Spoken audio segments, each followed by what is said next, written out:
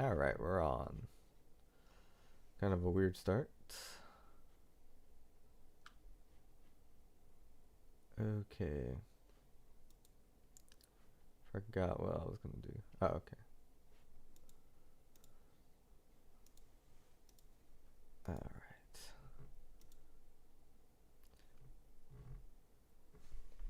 Oh, you're still here? I don't know if you wanted. I started. Okay. I don't know if you. I mean, you could stay here if you want. Am I behind you? Yeah, I think so. Hang on, let me look at the actual live feed. Yeah, you're hidden. Okay. Okay. But if I talk, it's not gonna bother you, right? Okay. All right. We're in. Okay. So I'm gonna start now. After that fun exchange. I have here Open Reaper. So this is a extra part in the music production phase. So when we make music, we start by writing, composing, which usually comes from like playing an instrument, uh, and just figuring out chords, like with an instrument usually. Like that's the first stage.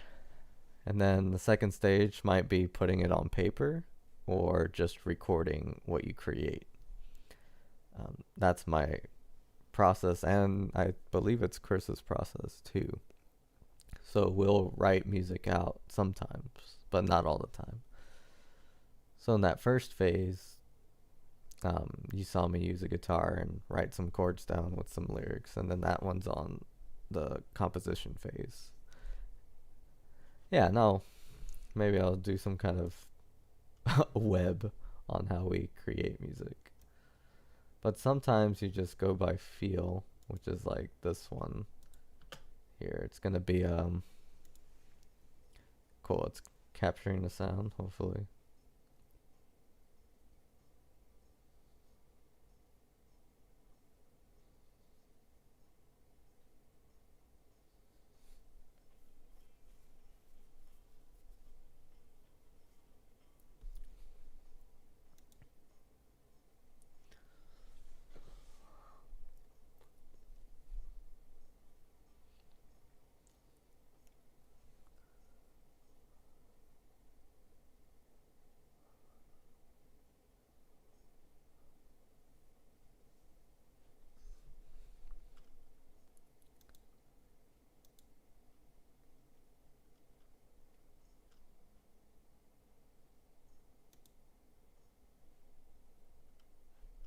All right, so that was. That'd be cool if you can hear it, because I just showed a whole song, but I can't turn on the speakers because the mic it'll do a feedback loop. Oh. Yeah, but I recorded something when you were gone. Really? Yeah, and it was an acoustic guitar, a drum, just like the floor tom, and the snare drum, and like I just did it for like a background song. But it was pretty cool because I haven't played like drums in a recording in forever, so that was kind of nice. But I'll show you it someday. But I was just kind of using that as a warm up to test everything on, because I'm using like a sound program and live stream, so it's like kind of confusing where what picks up what and stuff. Okay, so I'm gonna open up a new song. Okay, so this is the messy part of music production, and I feel like everyone has their own way of doing things when it comes to audio. Like you can read books and like so much stuff about audio engineering, and mixing process and the editing process and all that. And what I find is eventually you just find your style. Like there's no definite way of doing things when it comes to like this part, mixing, mastering. Like there's no like true process. I feel like some people have shared their processes, but there's no like this is how it's done. You just have to just keep doing it and seeing what you like. And this is a format I've been, I guess, developing for years too. And it might look stupid compared to other formats that people who go to school for this stuff will do, but it's something that's worked for me. And this is the editing phase. So my goal is to get the best song out, and that could mean doing some things that those audio aficionados or audio experts like would kind of frown upon. So because we have busy lives and stuff, we whenever we record a song, we make sure like it's the best thing within a time constraint, because we don't have all day to record, or we don't have like a full week. So for instance, this is guitar here, all of this, and voice. It's kind of unorganized right now, but and the click track. So I kind of put everything I do in a folder that I name myself, like Josh. Like this is just everything Josh does. Josh plays guitar. Josh sings in the song, and that's about all I do in the song. There might be some keyboards coming up for the song. So this is all what Josh does. So I make a folder for Josh,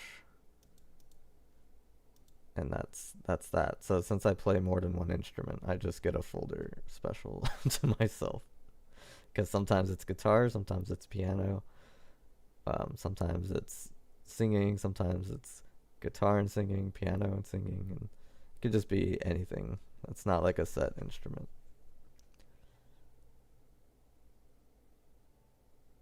What the?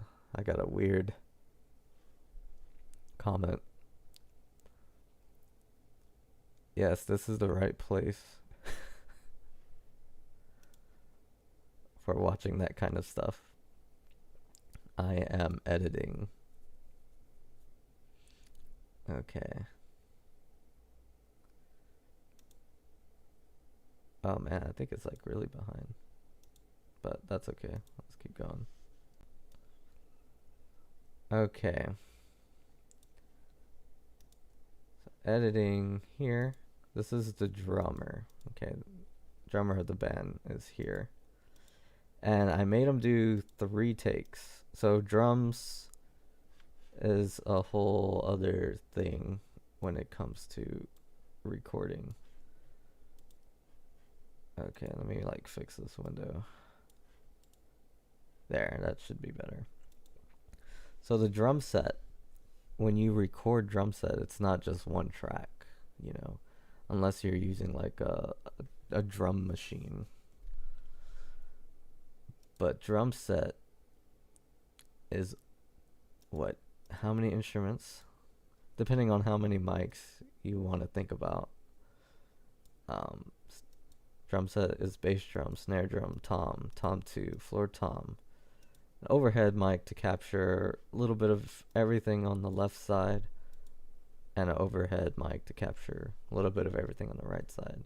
All those are different tracks that interweave together because the drum set is multiple instruments. So if you want the snare drum louder, you have the power to do that. But because we want to make the music the best it can be, I make the drummer do 3 takes. And what we've kind of developed, like as a band, as a system, is he'll play each take differently. a little bit like slightly different. Like he'll have like the first take is usually him just kind of feeling out the song, and it's always like that. Sometimes interesting things come out just feeling it for the first time that can't be recreated because it's just like, oh, that was cool, but I kind of forgot what I did. And that's what like every drummer goes through, even like because I play drums too, and that happened to me. But I don't think I used take one at all, so it must have not, it must not have been as comfortable as take three and take two. But yeah, this is one take here I really liked, and when I didn't like, I used the other take. And it's not that I didn't like the playing was bad or anything. It's just that, oh, this drum part fits the song better, or he does a really cool fill here, or I like what he does with the bass drum here because it'll be a little bit different, which I like because when I'm on drums, it's always the same, and you can blame consistency, or you can say, you know, it's good to be consistent, but it's sometimes it's not. Sometimes it puts you in a barrier, like a box. Like you should have some free room in your music, and like that's what I do in other instruments, but with drums I'm like kind of oddly consistent. But sometimes Anthony will do like he'll just have like a really good take. Like I think this song is all take two with like a tiny bit of take three. Yeah, it's all take two really. So like in one of the takes he just did everything that I liked for the song. It's a cool process that I'll probably show. It takes a long time, but it's pretty cool like to see. And when I show these songs, I'm gonna mute myself because I kind of just want to show the drum part, really.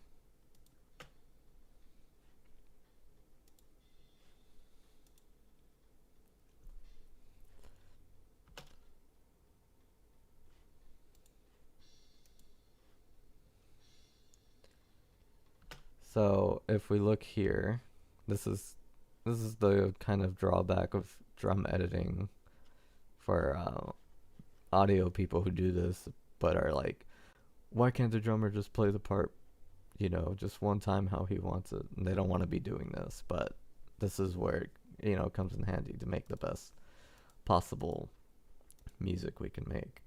So this part kind of sounds awkward when it lines up over here, because he hits a crash there. So I would have to go and like clean this up when the song is like finishing. And what I'd probably do is bend this take a little back, maybe miss that cymbal so that there's no bleed through. So you want to make it sound like just one fell swoop. But yeah, I do the same to myself. There's multiple guitar takes. It's not this song, but there's another song where like I didn't like that my strings were so swishy in this one chord transition. And I mean, there's ways to stop that with the technique by just muting and lifting. But I didn't feel like it. So on another take, I just hit one chord. And it's just stuff like that. Like yeah, I know I can do that with a few minutes of practice maybe, but it's a lot quicker just to play a chord on another track and then just move it up. Especially if there's like long silence before, It's like time is of the essence when it comes to this. And plus, it gives me freedom to play it differently on each take and see which one I like. Because deciding which one you like playing and deciding which one you like coming out are like two different things. Like I could think one thing is really cool, but then when I put it in and it comes out, I don't think is cool or it sounds as good. Um, but that is where the song is at now. Things get a little more tricky though because Chris just recorded bass. So I'm gonna add bass to all this madness already. Alright, let me see where it is actually. So this is Hatman. Okay. So I have his bass there. Uh-oh. Yeah. Chris's bass player's in the chat.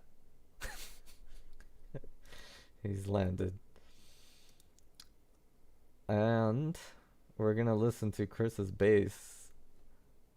So Chris, I don't think he's ever seen me do this. He probably thinks I just trust him 100% and that I just don't do anything to what he gives me. Because here's what Chris does. So the process I do up here, like this is me editing myself, and like it's crazy. Like there's a different track for when I pluck the strings, a different track for when I hit it with a pick. So there's gonna be like at least 2 guitar tracks when mastering and mixing and all that, because playing with a pick and playing with fingers are different tones, so they get all that different stuff. And editing, like if I mess up somewhere really bad and I, use another take where I nailed it, then that goes in and the bad thing comes out. Chris does all that for me on his own, and even does sometimes like tone and even EQ. So I don't really worry about that with Chris. What I worry about is, I don't really worry about anything really, unless like it really sounds really picky, and I'm like, I need some more bass in there. But I do this first. I listen to it solo. I'll make sure it lines up. So it's gonna line up with drums.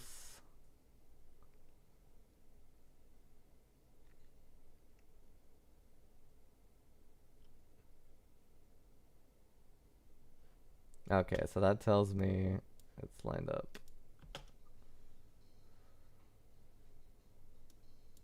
Oh, it's like stuck in a loop.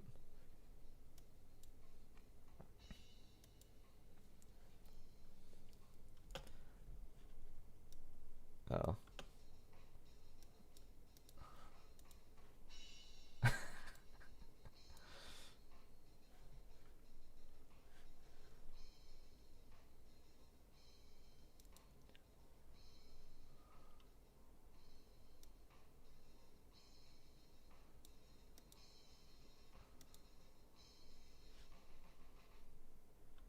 Yeah, I hope you can hear it now. I mean, it's kind of hard to make it loud. Let me see. Could use like volume mixer maybe.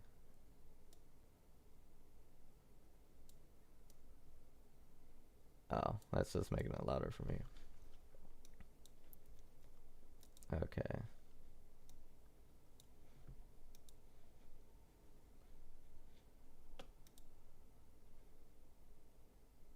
Oh. There's no sound coming out of Reaper. Oh, I wonder if it's even going to be possible then.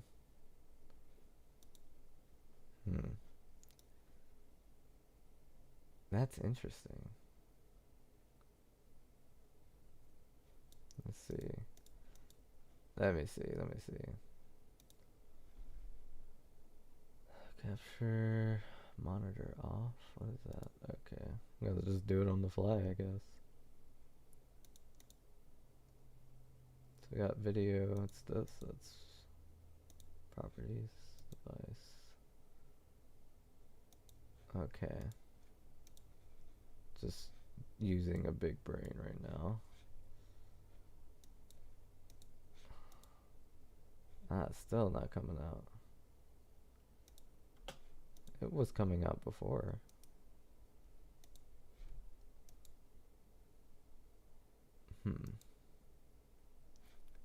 Hello. Well, it's a good thing I talked a lot instead of just doing this without talking.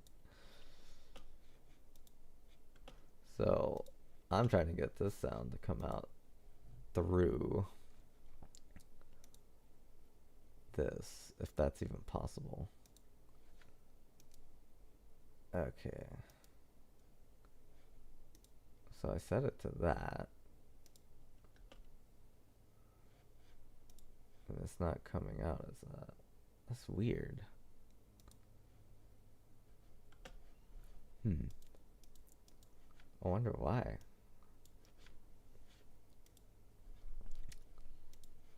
Okay. Let me see. Well, there's another way of doing this. And that is just listening to it. There we go. Yeah, I guess with Reaper we can't really show the audio, so because there's just something up with this. Oh, there you go. See, now your sound's coming out.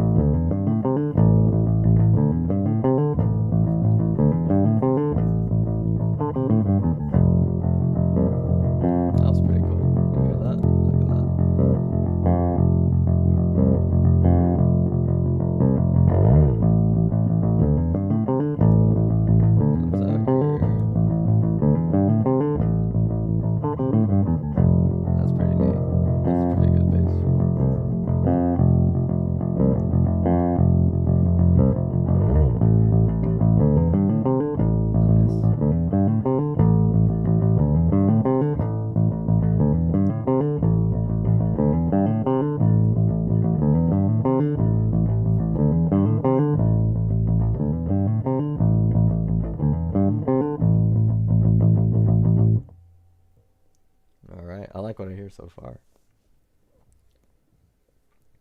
I gave him a... Well, since I'm on guitar, I'm like away from his range. When I'm on piano, I'm kind of in his range. As far as like kind of bass, kind of mid, kind of treble with piano.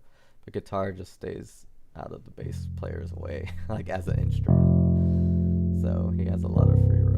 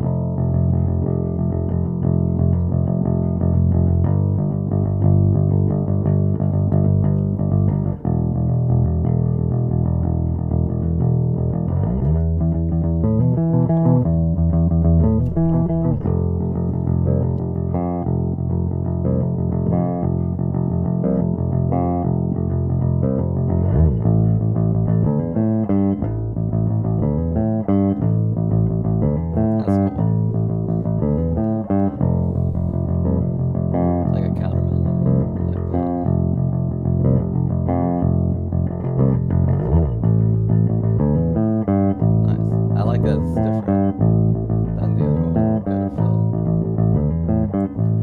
The song's getting faster here.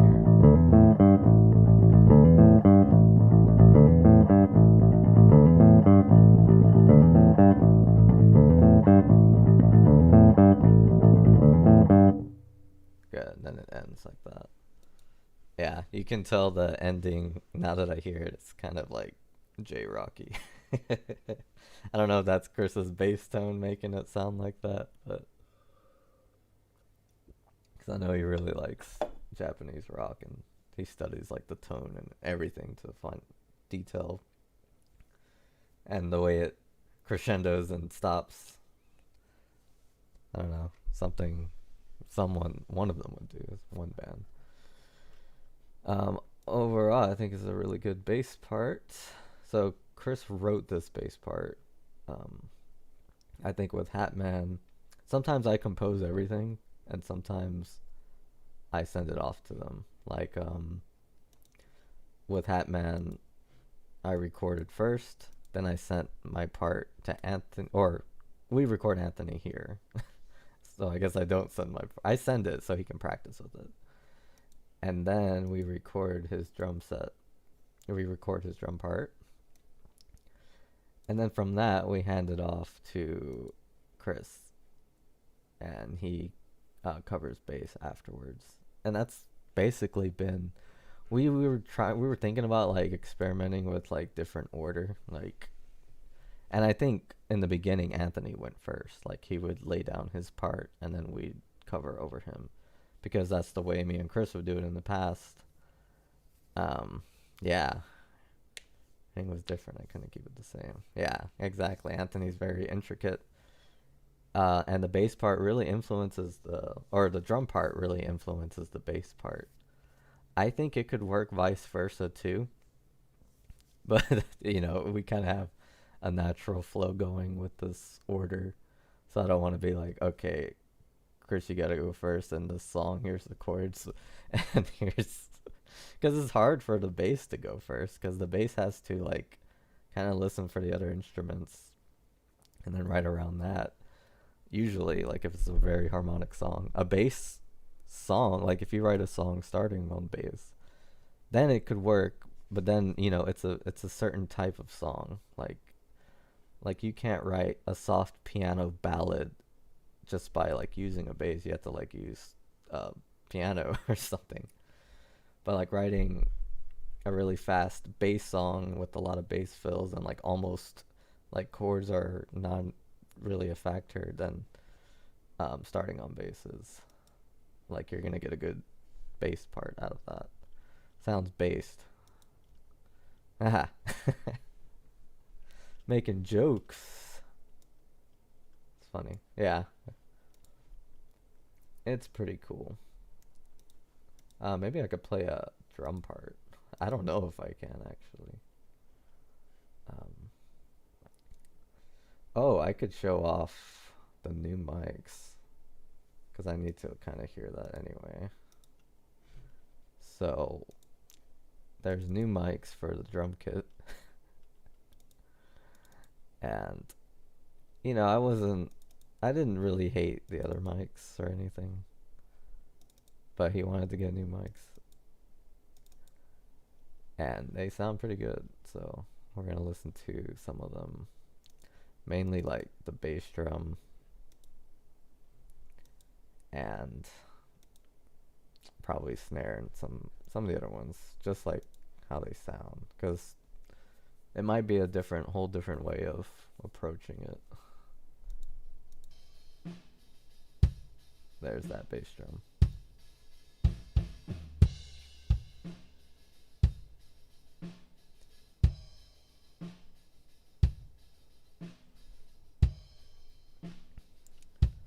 So sticking with the theme of bass, this is the bass drum. That's why you can't, like everything else is kind of quiet, because this mic is just capturing the bass drum. The less of the other stuff it captures, the better. So I could already tell like the sound around the bass drum is a lot quieter, which is good. Like that's what you want.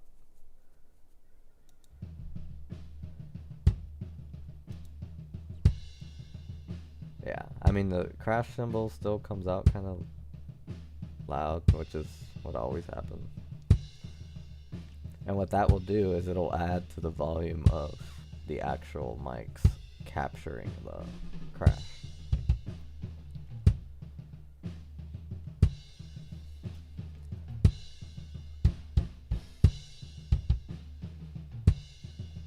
Oh yeah, I tried that.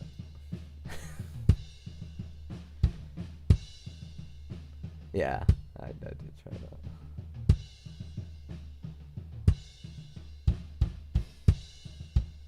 Oh, Anthony's in the chat.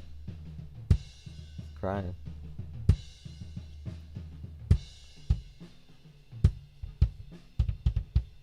Does he like the sound?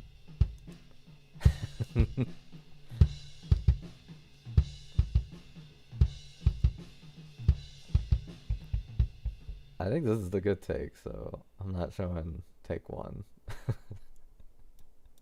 Take one was okay. It was just like, it was very, what do you call it?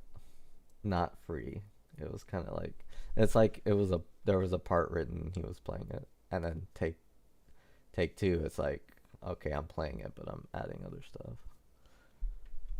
That's what I got out of take two. But I think I'll probably have to add a little more bass to it. You know, after I put the the preference, because I have it saved. Okay, I'm gonna listen to some other.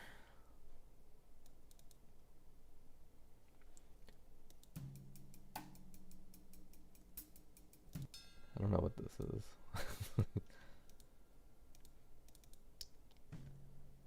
Oh, I know like the last one is snare drum. This sounds like one of the toms, I can tell. So it's all about when he hits it.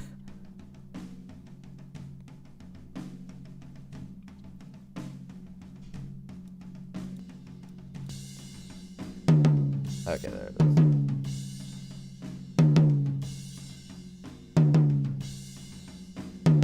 Yeah, it's a lot better. Like, this tom mic, I could really tell the difference. I mean, it's not perfect, but like what is, you know? It's a mic. It's gonna slightly capture around it, but the old tom mics, like it was, like you can tell it was tom 1, but like it bled through a lot. Okay. We'll see. Maybe has to be some way for Reaper to get working. I mean, I wasn't planning on showing the whole song or anything anyway. So it's not like gonna ruin the plans for today. Okay, but yeah, maybe I'm gonna try, because I tried what Chris was saying, but on OBS. But let me try here. Let's see. Preferences is like weird to get to in Reaper. Let's see. There it is. Oh, I could have just hit Control P. Yeah, it's already on my driver. Let's see.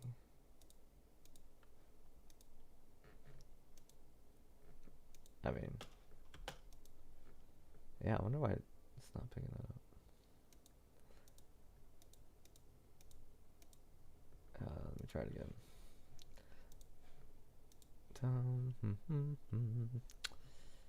But yeah, that's the whole process. When we change it up a lot. I guess let me try some of this. I don't know what I'm about to do. Okay. Yeah, because you have to like do some weird stuff. Direct sound. It's like I might cut myself off. You just stop hearing me talk. Okay, I don't know what that's gonna do.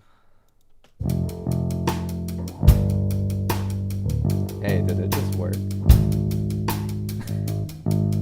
Oh man, I was gonna brag about it. I think think I tricked Reaper or something. Or, nice, okay. We're in shape.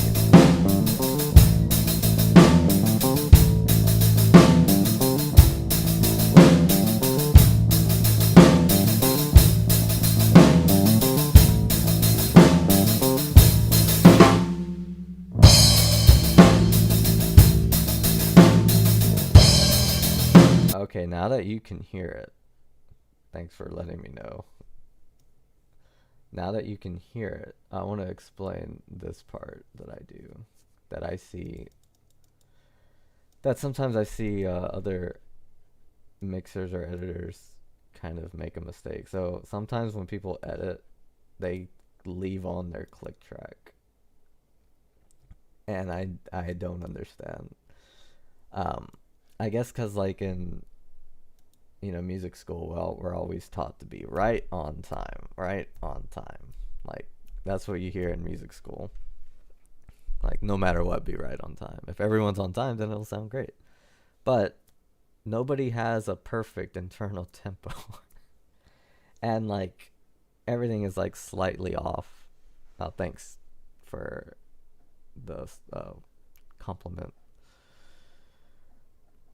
Like, people kind of have fluctuating tempos when they talk. And yeah, you can train it to be uniform. Like in marching band, I played in snare drum, drumline, and we had to be right together. Like, that was the goal, to be together. And my approach was, rather than be perfectly in time, I be perfectly with them. And that's always worked. Or I told them to be perfectly with me. And as long as we were all in sync, we would all be perfect, even though humans are flawed and not perfect. But we're imperfect together, if that makes any sense. So it doesn't make sense to have a metronome clicking and then, like, only picking the parts that went right with the metronome. Rather, like, oh, if my drummer's going to go a little fast here, I'm going to go a little fast with him. And that's why I like doing it without the click. Yeah, and the click is like only here. Like, here's the click track. It's not in many places. And the click track is for like convenience, to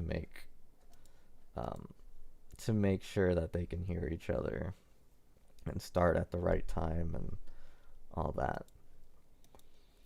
And yeah, so what I do in this phase is really just listen. Like, I don't really do anything else. I just make sure, like, because I didn't write the parts, so I'm just making sure, like, what I like and if there's anything I don't like, which is never usually the case. Like, I usually trust them. I trust them, but I still listen, because it's different when it's all together. Oh yeah, I need to turn myself off because I'm just listening for them.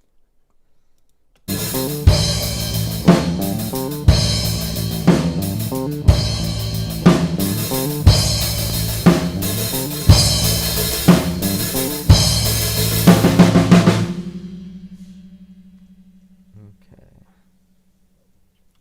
We're going to start at the beginning, actually. We're going to hear some silence. We're going to hear how they blend together. Let's see if anything needs to be changed. Usually not. Sometimes, yeah, we're going to hear that. Oh, that's why that's there. I'm like, why is take 3 here? It's because he was doing weird cymbal scratches. Yeah.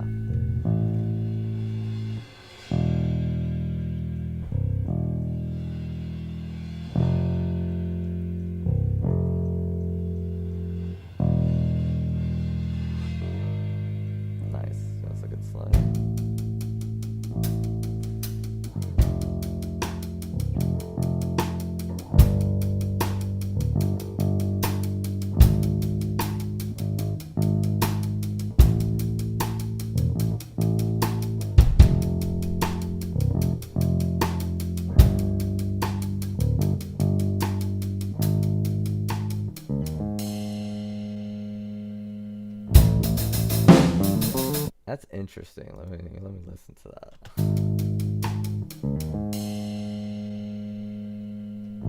That's pretty neat. I don't know why I like that. Why do I like that?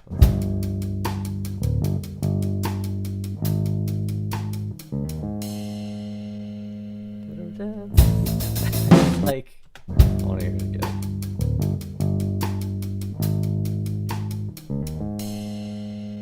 Yeah, it's like oddly together.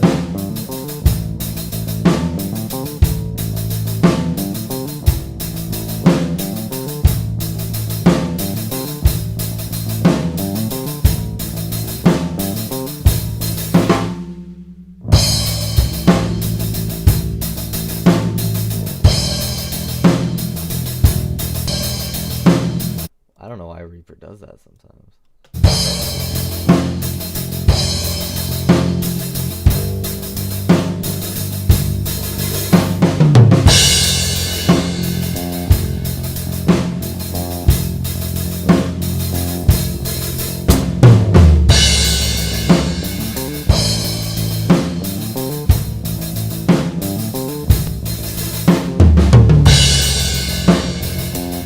Really good. They do the fills together. That part.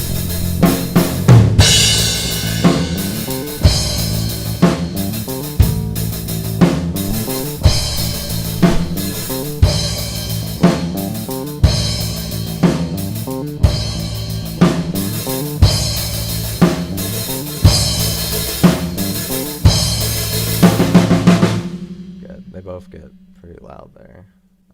Nothing too peaky though. Good. So far, I like everything I hear. I might. It depends on like how everything sounds together. Like sometimes Chris slides into things, and I sometimes like I move it a little bit so there's no sound, and it's like the slide blends into the first note. It would be really hard to do like for real, because you have to trick your timing. But sometimes I move it over there so I don't get that pickup note. But I think in this song the pickup note's gonna kind of work. It's just so fast, like, and it's like the jingle before the car turns on. Like that's what I kind of equate that technique to.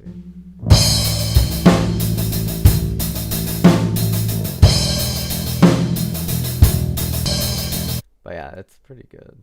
Alright, I'm gonna listen past this long rest.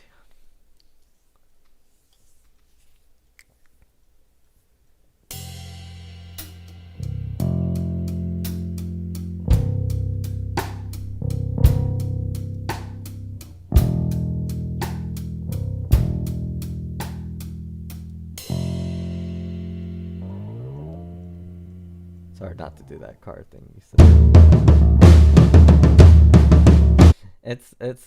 It's a style thing, dude. It's not like a technique thing. It's like a little slide. Aren't you doing that on purpose? Like I assume it's you kind of doing like a enthusiastic slide. I don't think it's you like missing the time. We called it playing the Heath, right? When we used to have that problem. But it's like you come in like a little bit before everyone for the eventual bend or slide into the note. It's cool. It's like very subtle.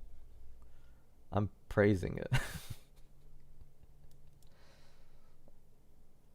Not on purpose. It's a timing issue. It's not. It's a timing technique you're doing.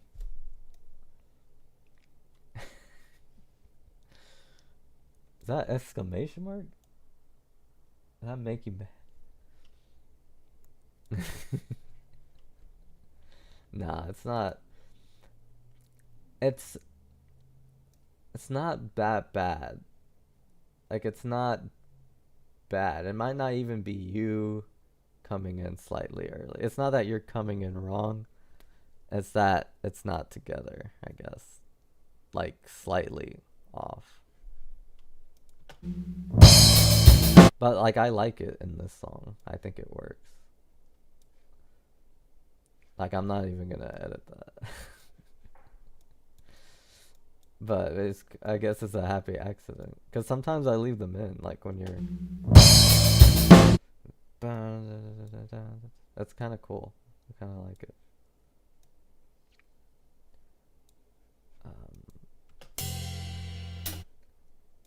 Cause like you come in there perfectly, so I don't think you have a timing issue.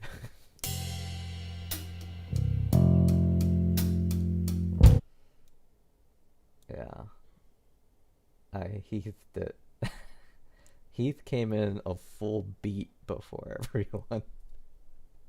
If you really analyze the Heath, so let me explain our inside joke. Um, if you're a fan of the channel, you know we're ex Japan fans. Um, musician spotlight. I made like a while ago now. I made a whole bunch of videos on Japanese artists, and in a band called X Japan, there's this bass player named Heath. And one time, I think it was the last live, like one no, not the last live. It was a Hide memorial. So you know they were a little rusty, but they didn't show it. But Heath, I think it was an IV. There's a big pause, and then everyone comes in, and Heath came in like a beat early. It's like bah bah, and then the band came in. So like every time we make that mistake, because it's a very common mistake. Oh, Heath is amazing. It's not that he's bad. It's that this mistake can happen to anyone, especially live. Like I think it was a percussion concert. Um, we don't know who made the mistake. It's probably me. Now that I really think about it, but we had this repetitive part, and I was playing like this bass drum, and then I'm pretty good at counting, you know, but I played one note after everybody. Like it's something that could happen to anyone. But yeah, whenever we come off time, we just say, "Oh man, I heathed it," and it sounds so funny because he made that mistake. It can happen to anyone. It's not limited to Heath. I'm sure it's happened to other bands. But compositionally, I really like the bass part. Um, he hasn't told me if he's done anything to it, mixing wise. But regardless, when I'm mixing everything, because there's gonna be a cellista in this song, a keyboard. It's like this bell sounding thing. And whenever there's a new instrument in the mix, I have to master the song differently. And the cellista really clings. It's a bell instrument. And it's very prominent in this song, so I have to be careful. I don't think it's gonna interfere with the bass or anything. It'll probably just interfere with the vocals, which means it's all Josh's problem. Yeah, I even like since I do the click track, I put it in my folder too. That's how like I'm organized, but not super organized. Like this is supposed to be say voice, but it says voive because I literally hit enter and I stand up when I sing. I hit enter and I go back, then I prepare. That's how I record vocals, for the most part. Okay, he just DQ'd it. I didn't edit that much. Tell me if you need the raw. Nah, I don't think I need the raw file. I could work with this in whatever case, unless I want the bass to be super high and like crunchy. Like if I want to master one of your songs, then maybe I'd want the raw one because like punk rock is so crazy different than this, you know. I don't think I don't think you and Anthony really see that side of it when it comes to like the mastering part. There's not that much different, I would say. It's just the tone, and Chris usually does it for me, and that like is half the battle there. All right, so that's Hatman. He has another song that he did. We're gonna listen to that one. Hopefully the sound stays on and when I open a new project. Okay, so this is Explosion. In case you can't tell, actually, I think I mentioned this like on the first stream or something. But these first three songs are like character songs of each of us. And Explosion is Anthony's persona. Well, I'm Hatman and Pocket Master is obviously Pocket Master. So you'll see a song called Pocket Master arrive here. And we're just making songs based off ourselves, I guess. That's what we do now. It's really me doing it. Deciding what the songs. I think, yeah, even Pocket Master. I'm like, oh yeah, we're gonna have a song called Pocket Master now. Okay, that's pretty good. I'm trying to get this like to show up. Okay. Okay. If I just, yeah, and then, oh, it's like really like big. It's a little different layout. So there's a lot of bad ideas in this song right now, and one of them is the vocal part, which I'm gonna probably not totally redo, but not totally redo. What was I gonna say? Oh, but change. I don't like the way the choruses sound. I don't know if I'm gonna overdub there, get backup vocals, or something. I'm gonna do something there, but we're gonna mute me for now because it's not about me today. Drums on this. Did I edit it? Let me see. Lo siento. I did because I gave it to Chris. Yeah, I edited. So let's take a look at the drum part. So this one I used more of like a little bit of everything, which is cool because that means every take is probably really good. Either that or he just like trips on something, you know. I think in Hatman he just made like one mistake, but we knew it was good on the first take, so it was like whatever. No need to do it again. That's why you do 3 takes. 3 is the magic number. So it looks like it's mostly take 3, which is the one we filmed at the long shot. Cause like we did the first 2 takes and we're like, that's probably it. Like we don't need to do another one. Cause we don't usually do 3 takes. The reason we do 3 takes is for camera angles. That's why we did it this time. So hopefully the music videos will be like kind of interesting because they're 3 different shots and it's literally him playing. Because we do it all in one go. We record him playing drums. We film him playing drums. And, you know, boom, 3 different camera angles. So when it cuts from one of us, it cuts to a different take. Sometimes, like when I really like just one take, I know that he does the same part in another take, and I just take that just to show the different angles. But on a song like this, like I don't have to, for the cinematic video of it, I don't have to worry too much about which take is what. You know, camera angle 1 is this time, camera angle 2 is this time. So I just make like a whole video of just him playing drums and just use that. It's pretty cool. I'll probably show that off. We used a green screen. I don't know how it's gonna go. I'm not sticking to my guns on this album. I've never used green screen. I know Chris has. I know we used a blue blanket before. But nothing too crazy. But, you know, even if it looks bad, it looks good. That's my motto. Okay, so drum takes are pretty good. So we're going to listen to the bass part. I guess we'll do it all in one, and I'm gonna just change my focus of attention. Yeah, he did explosion. Cool. I didn't even. I don't think I told him to do anything. I think he just did. I think he just did this. I didn't say, okay, Chris, you have 1 week to finish the base. And yeah, you should make a video of. Oh, that's very kind of you to say our mixing is so good. I I read a lot.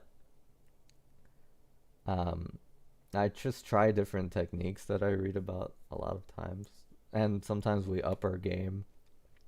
So like we'll learn this new technique, and we're like, okay, we're gonna apply it to this song. And so some mixes sound completely different than one another. Like Corona Queen sounds very different than Melancholy Dream because it's totally different. Oh, there's solos in this. Okay, I totally forgot. So, y'all are in for a treat because Anthony and Chris, the only one who's not soloing is me because I haven't done it yet. I've been, for some reason, I have to buy a new guitar, electric guitar strings because mine are like, I don't know how old now. They're super old. So I'm like, I can't record with these strings. Like, if I want, since I have a solo, like, I'm not gonna use these strings because they're weird and I probably did one wrong when I put it on. Yeah. So I'm waiting on the guitar strings. I don't even know if I'm gonna do guitar solos, to be honest. It might be a keyboard. So I'm still like debating, like, okay, because it's three of us soloing, but there's already an acoustic, and I think it'd be cool if, like, just some random instrument came out. Not random, probably piano, but okay. So we're gonna get this a listen. Hopefully it's in sync. That's my biggest fear. So I'm gonna do a sync test because I don't want to worry about that as I'm listening. Uh-oh. Might not be in sync. Let's see.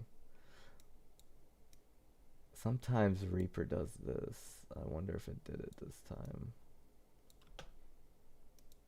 So it's gonna be hard to sync this song because I don't know their parts. I'm guessing we all come in at the same time if I remember. So it shouldn't be that hard to sync. Oh yeah, I have to make this bigger because my eyes are getting older. I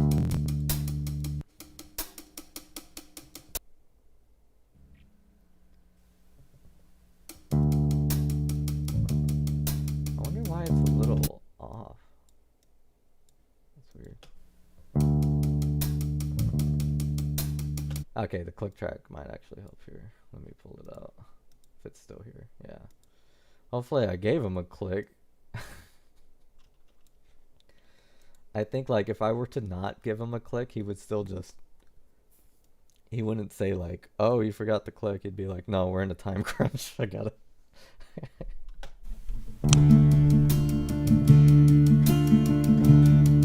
Okay, let's see. It's almost there.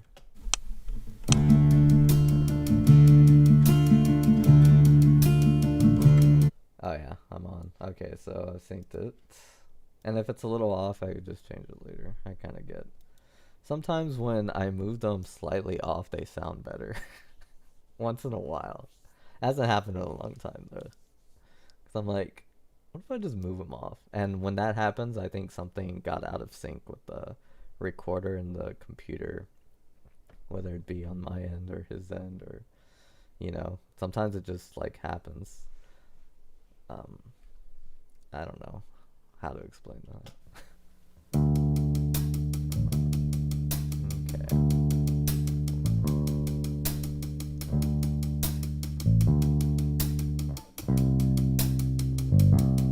Okay. So it's a little off here, so.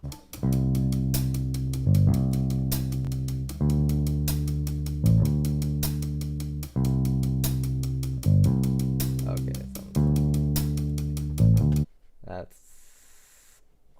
unfortunate. Alright.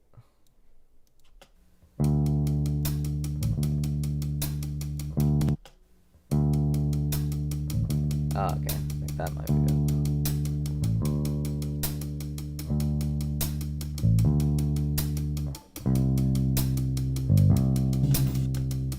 Oh, wait a minute. Okay. So, sometimes this stuff just happens. Probably. I wonder why it didn't just... Because, like, the way we set it up usually just syncs, like, perfectly every time. But once in a while, it will not. And I don't know why. Okay, let's see. Put it even more on the beat.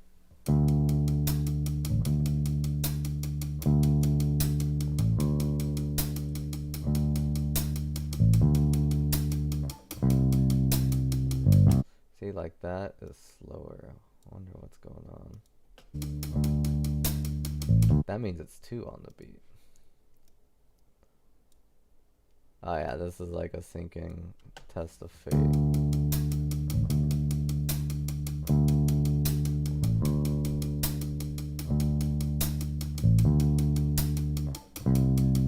Okay, it's getting closer. So I'm gonna show you what this has taught me, doing this over and over, because it's not the first time having to sync things. The whole drum set I have to sync to the click track, basically.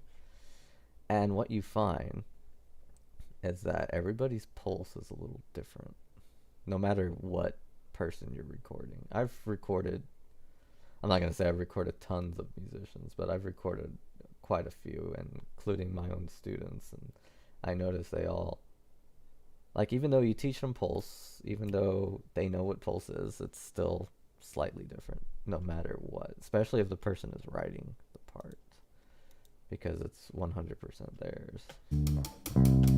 So, syncing them is interesting. Probably this. So maybe not. Let's see.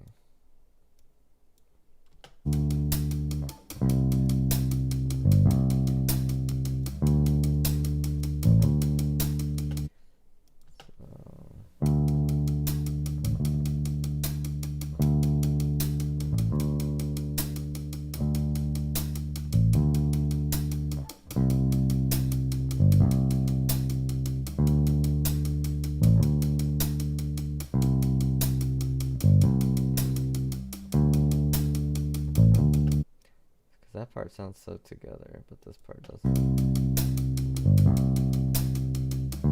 So something happened with the pulse here. We're gonna figure it out though.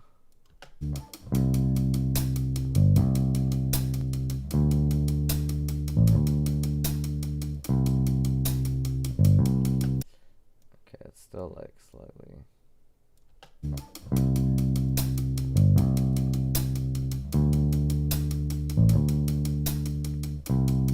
There it goes. That's still slightly off. So you just keep thinking, hopefully it all... And we get the real finite. Let me see. I think I could just turn on... Because... I think we might need to hear guitar too. Let me see. Where's the voice? There it is. We're gonna mute the voice because that's like one take. And it sounds okay, it's just, it could be better. I'm gonna add guitar because there might be something happening between the 3 of us.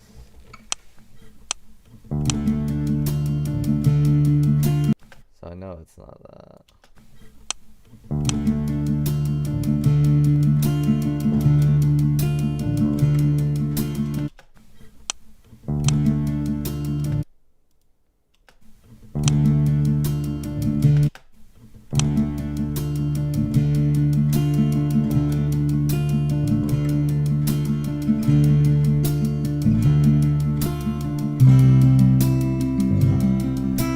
Like right here it gets out of sync. Let's see. Yeah, I don't know what it is, but I don't ask questions, I just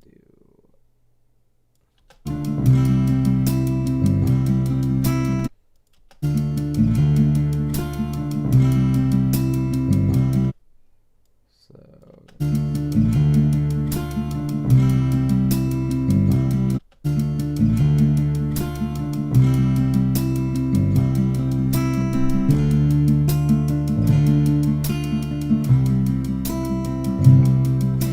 see, like right there. I wonder if it's like when you make it a wave or when you export it, like there's like a small timing thing, you know.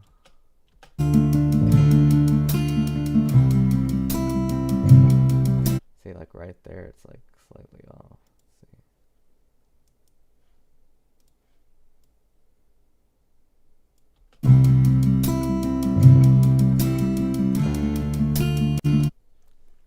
I know it's not his playing because it's playing at a consistent like tempo and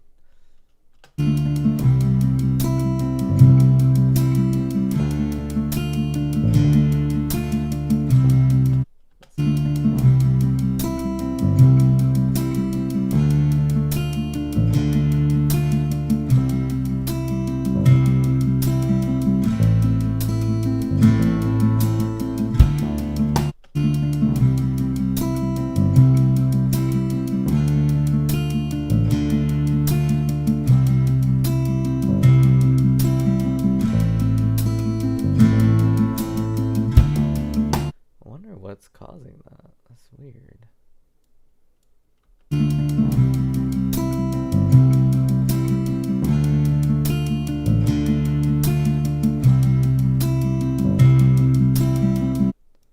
Because here it gets off too. And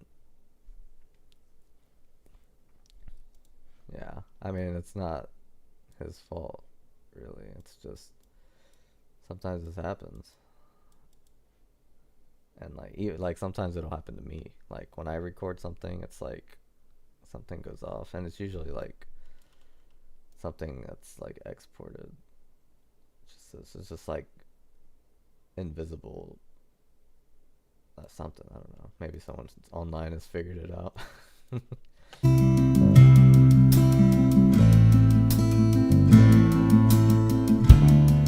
So I know this he's slowing down with him. So we need to get this attack in sync.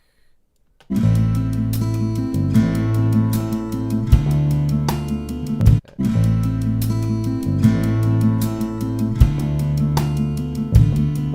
See, now that's not. See.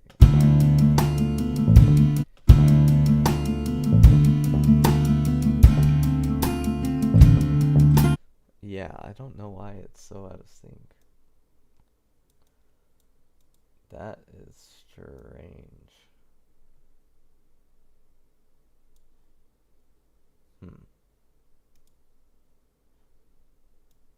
Wonder what it could be. Let me see. If I re-import the file.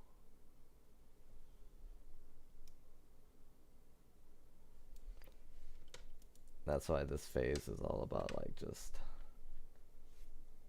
Let me see.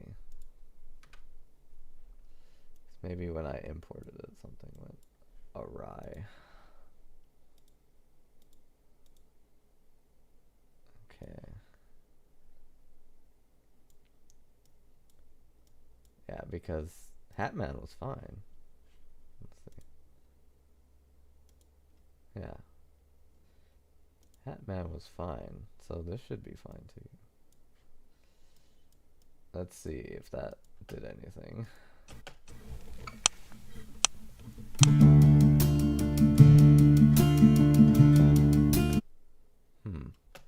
Maybe I'm.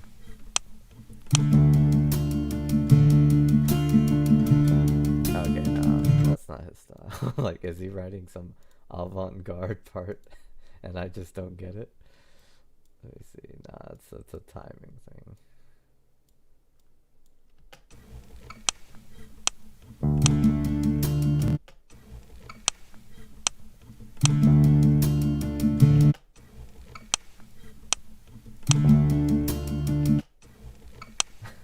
We got this.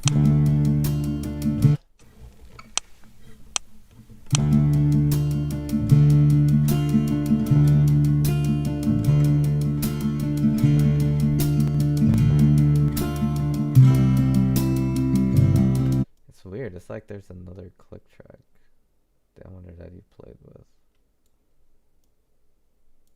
that I gave him. Let's see.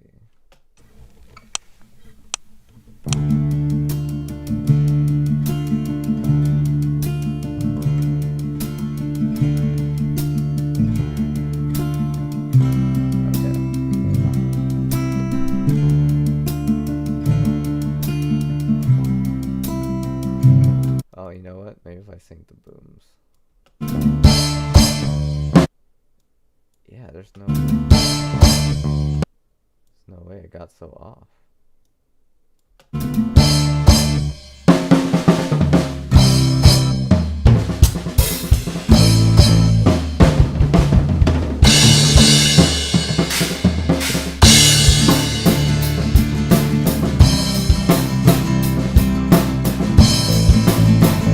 Then it's off here.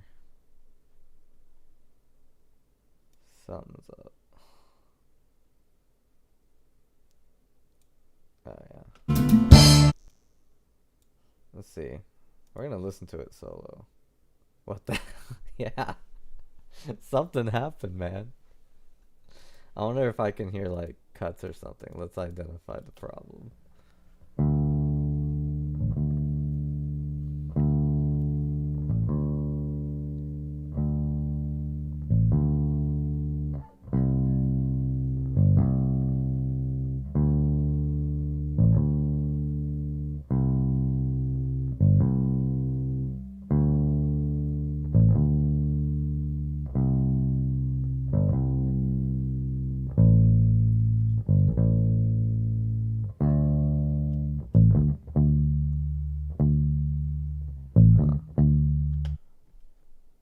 Yeah, I don't know what's going on. Because it shifts that much. Like, it shouldn't shift that much. So, something's up.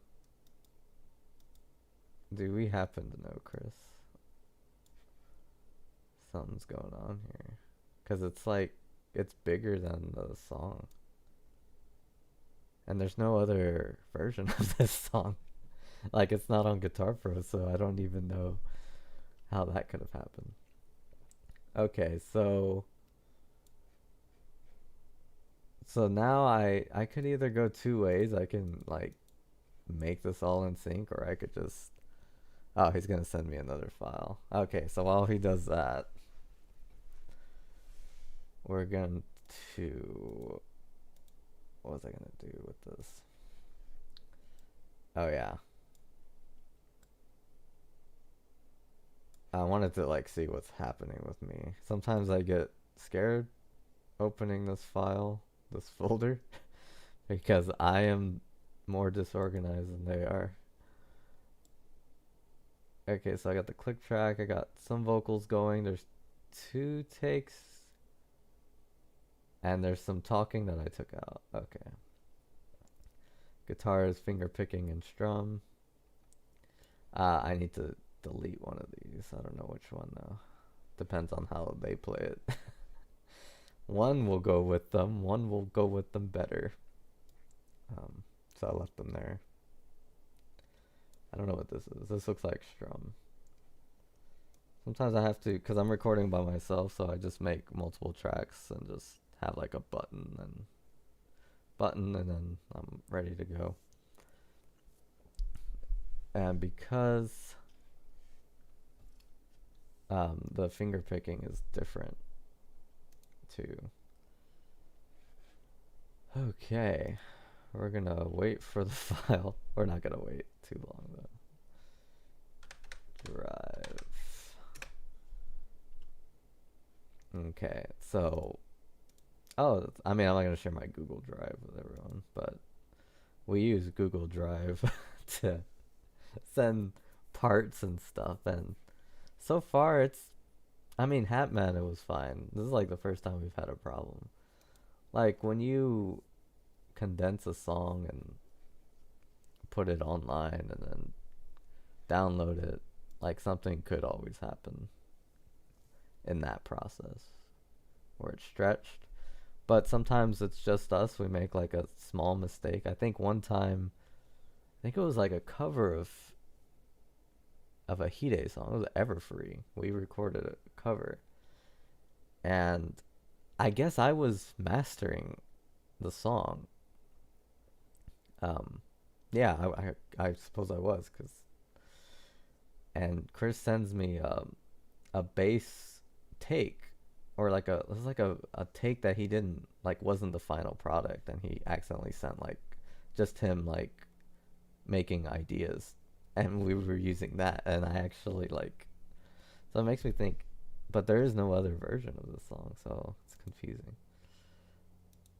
um but yeah, so we're gonna brick wall there on Explosion. um I think I already showed some drums. So since this is a busy drum song, uh, yeah, we'll just look at this. This is a busy drum song, and he actually like he had a really good take one on this song. I think take two, I just used the end, da, da, da, da, da, da, da, da, and the beginning. So this one's pretty good for camera angles. Yeah. And I don't know if it was this song or another song. He wanted to do some overdubs too with other percussion, because we have like, see, like I'm probably gonna record this. This is a tambourine. We haven't really used this. I've had that tambourine for years and I've never used it, so it's like, I think it's time. I think it's time to use my tambourine. I know how to play tambourine. It has been sent. Okay, let me see.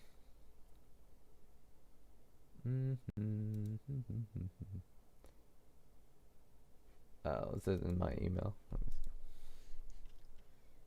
Sometimes like I get it like just through Google Drive. Oh, we should look at that song, because I have to think about it. We're gonna listen to almost like a fully completed song today. Can we get a tambourine solo? Maybe. Why not?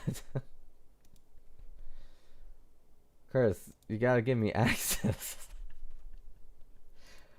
You gotta give me access to the file. You keep privatizing it. I think there's like a setting you could just. Actually, I think it keeps getting removed, so I don't think you could do it. But yeah, I have to request. My request has been sent. You want tambourine solo now? How loud will it be?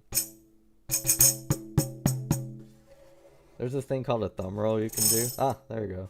It's hard to do it without the turtle wax, but sometimes this one keeps going. I like this tambourine because it has a tone. Like, it's almost like a drum, like an ancient drum with like those rattles around it. People would say this is a bad tambourine because it has that tone. But if you're making like tribal music, like songs that are like around the campfire, which is what this album kind of is, and which is why it's written that way, because I know I have this tambourine. Okay, I think it finally worked. Alright. Downloaded. But yeah, that tambourine is good for that. As for doing a solo, I don't know. Let's see. So a true tambourine artist really doesn't do solos. They usually do. But I'm gonna do a solo because it's been requested.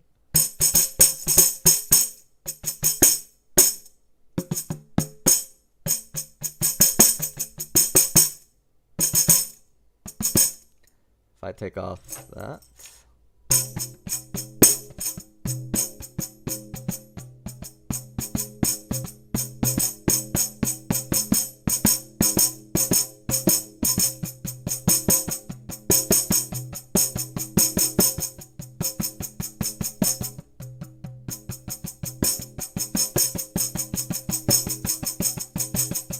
Oh, it's gonna be an hour solo.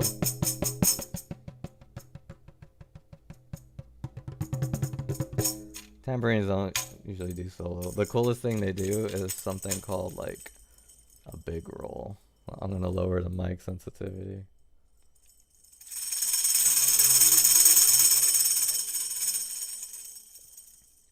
That's like the coolest thing I could do with a tambourine. I had a really good percussion teacher, and his specialty was tambourine. Like he told me, he showed me all these different ways you can play it. Like you can insert a stand through this hole. I don't know if you all can see that. There's like a hole. You put it on a stand and you use it as like a drum, and you can use like conga techniques and stuff like that. A stick rolling on it. You can put it on top of a bass drum or on top of a floor tom, and start hitting the middle, and it'll give it like imagine this drum but bigger, and you'll get like that sound.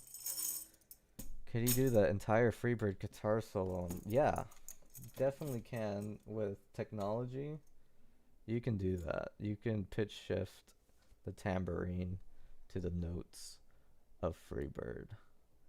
Will it sound good? Probably not, but you can do it. It is. I'm rusty with tambourine. I spent like 2 weeks like getting really into it, and then like that was it. Didn't get into it again. So I'm like, it's really cool the stuff he knew about tambourine. I guess he got into it too. Um, yeah. So Explosion Bass 2 is going in, and maybe Chris can fill us in on what the issue was if it works. Okay.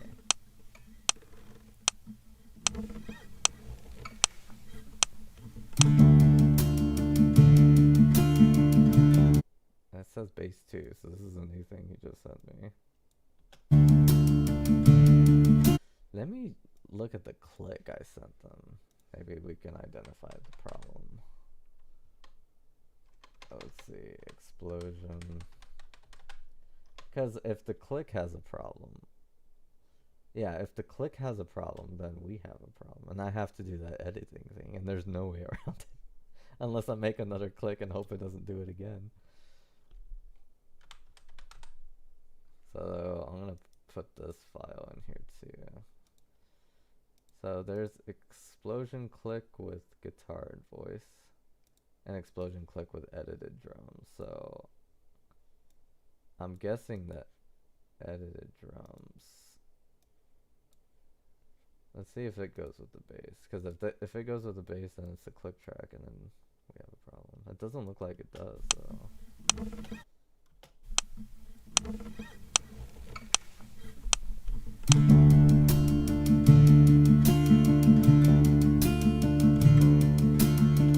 Yeah, I don't know what the problem is. Okay. That's okay, so I'm probably not going to do that now, but I will do it. It's no big deal. It won't take that long, too. So every time it goes out of sync, I'll just sync it up, and it'll be easy. This will be a little tedious, but sometimes I like to do things that require no thought, and that would be a good candidate. I'll put on a podcast and just yeah, it's great. It's no big deal. It could be a myriad of things. Um, there's no other click track to play to, so there's no way like it's wrong, you know. Unless he played to this click track, which doesn't have drums, which I don't think. I think he would tell me something if he played to a click track with no drums. Okay. Um, so since there was no sound in the beginning of this, I'm gonna reshow bubbles. Yeah. Okay. Um, but before I do that, I'm gonna listen to the bass solos. So let me do that, cause I'm not gonna make him redo it. You know, it's kind of arbitrary. It's gonna have the same problem. So his bass solos come out at the end. Let me just hear the whole part. You know what? Let's just go for it. Just hear the whole part. I gotta hear something today. Because I gotta get it rolling in my mind. And maybe we can find out the problem too.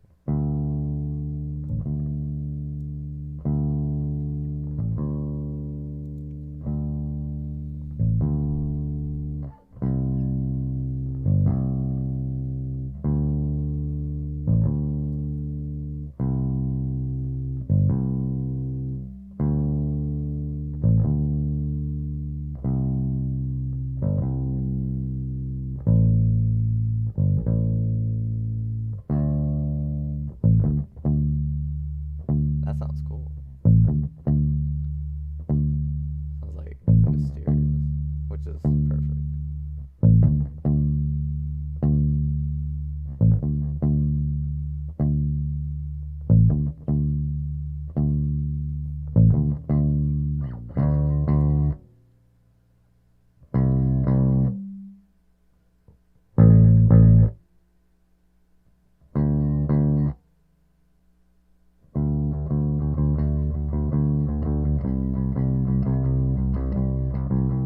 That's where the singing's happening.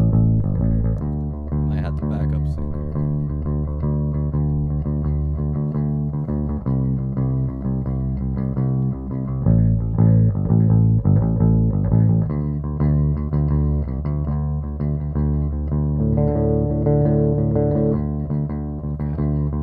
It's like a little ring. That's cool. It's like a chord.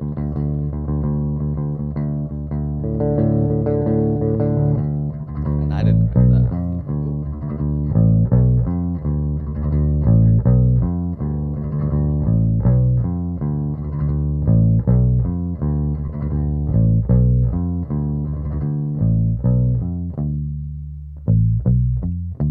That sounds really cool. Yeah, it'll be worth it to sing it.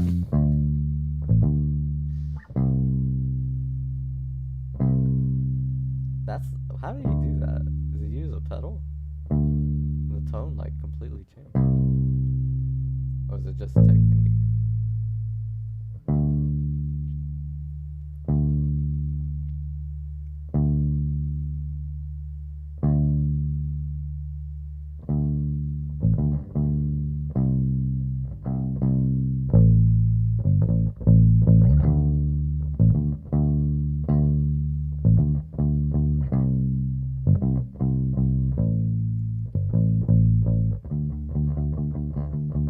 So the countdown's starting. There's a countdown in this song. I don't know what they're doing.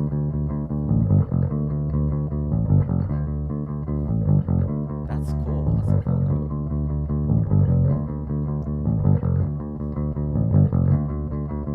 Curious what this is.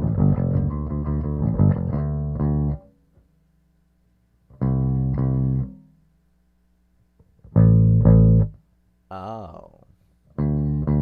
Basically change the EQ. So the bass solo is coming pretty soon.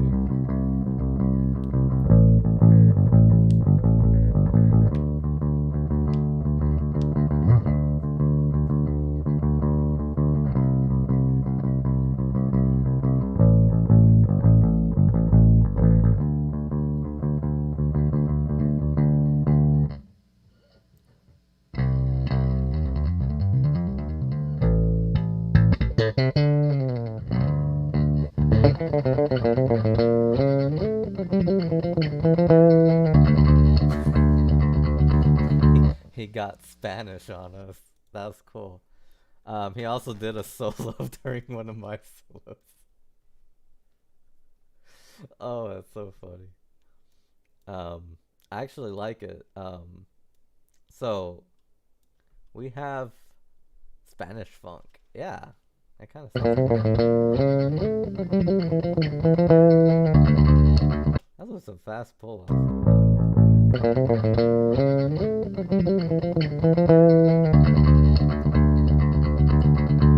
do you do that?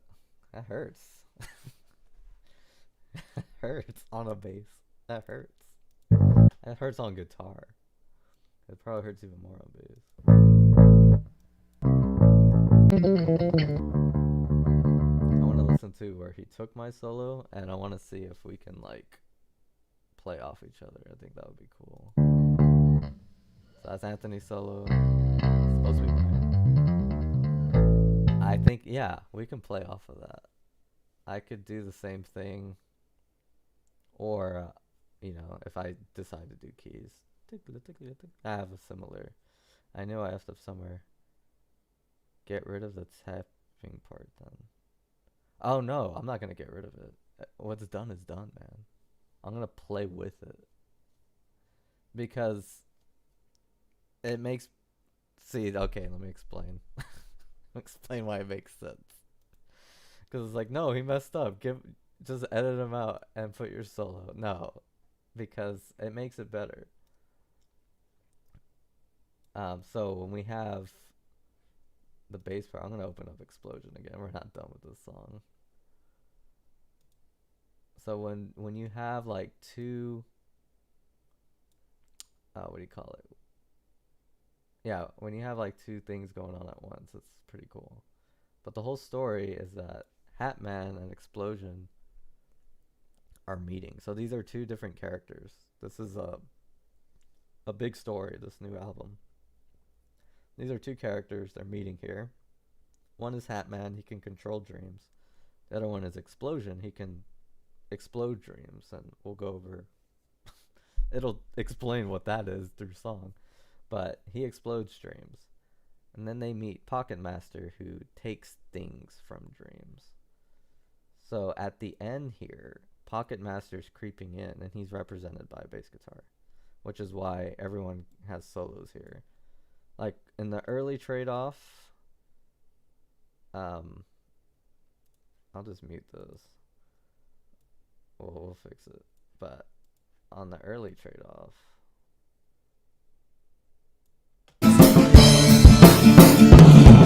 oh, that's really loud.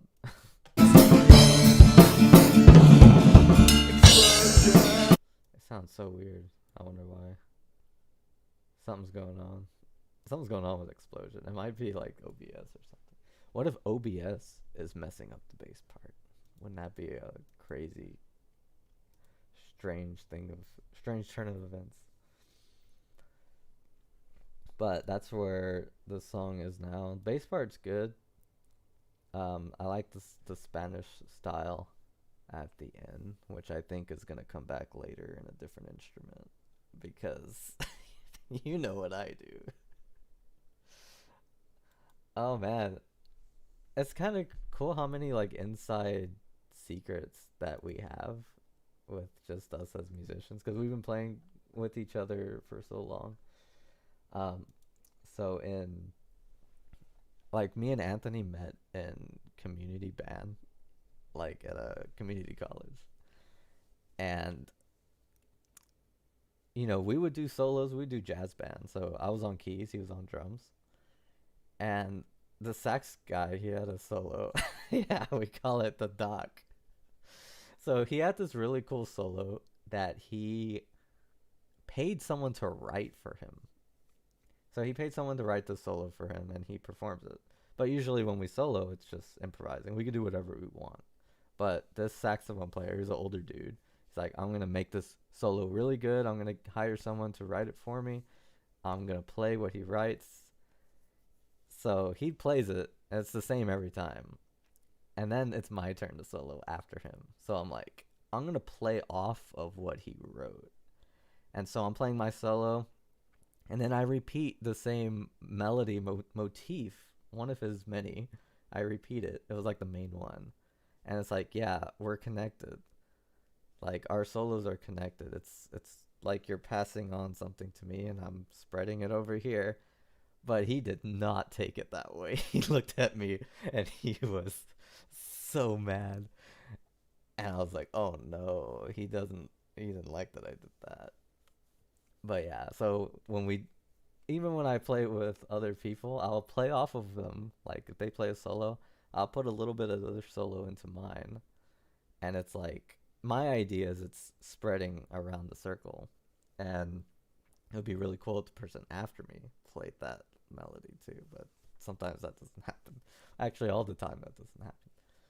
But that's pretty cool, and we call that docking it because the old guy's name was we everyone called him Doc. Um, so yeah, and it's implemented in me. It's something I do.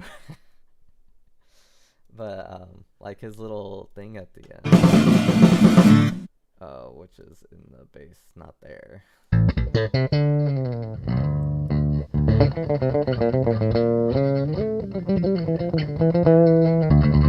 See, like that's gonna come out later in the album. You're gonna be like, wait, what?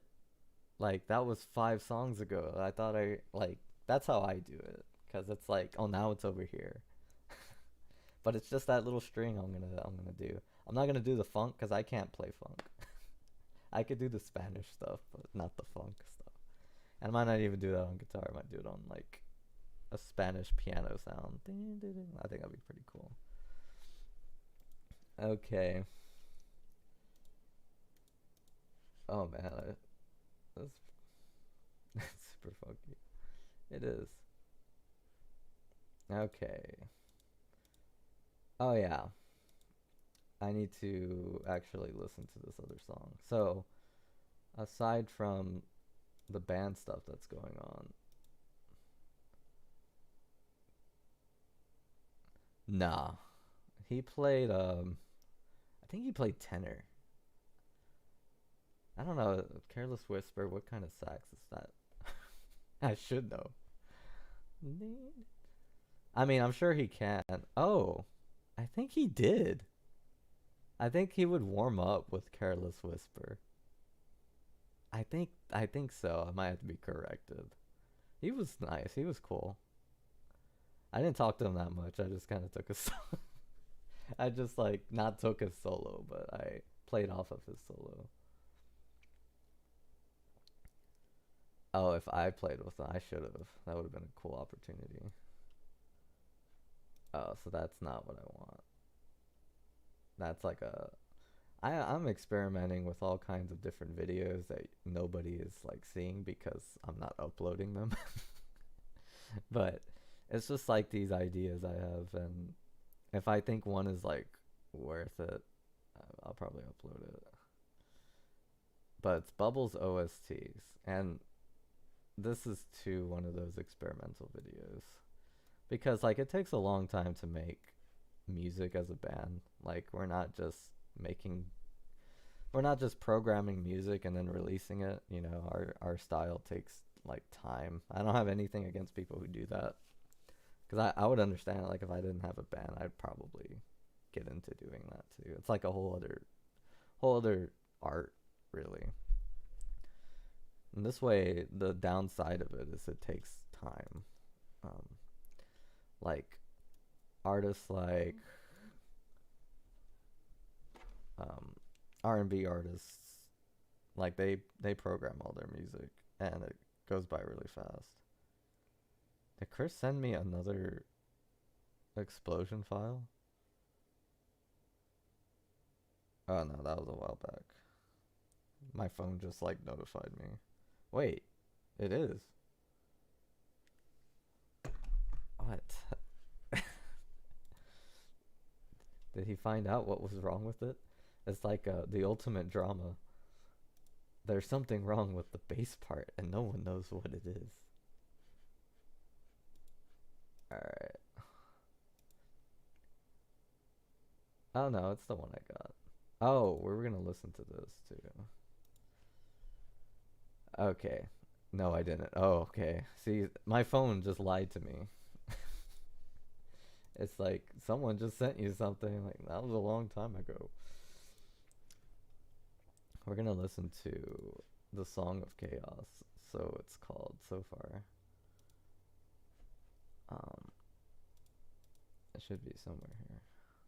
Oh, it's probably in downloads. Did I not download? Oh, I don't think I downloaded it on this computer. Let's see. Um. Oh man, everything's in alphabetical order. I'm gonna go to the original link. find it. Gabriel song track 33333 dot wave. Oh, I have to request access. I thought I downloaded it. Okay. Yeah, I could have swore I downloaded it to listen to it. I think I was even listening to it.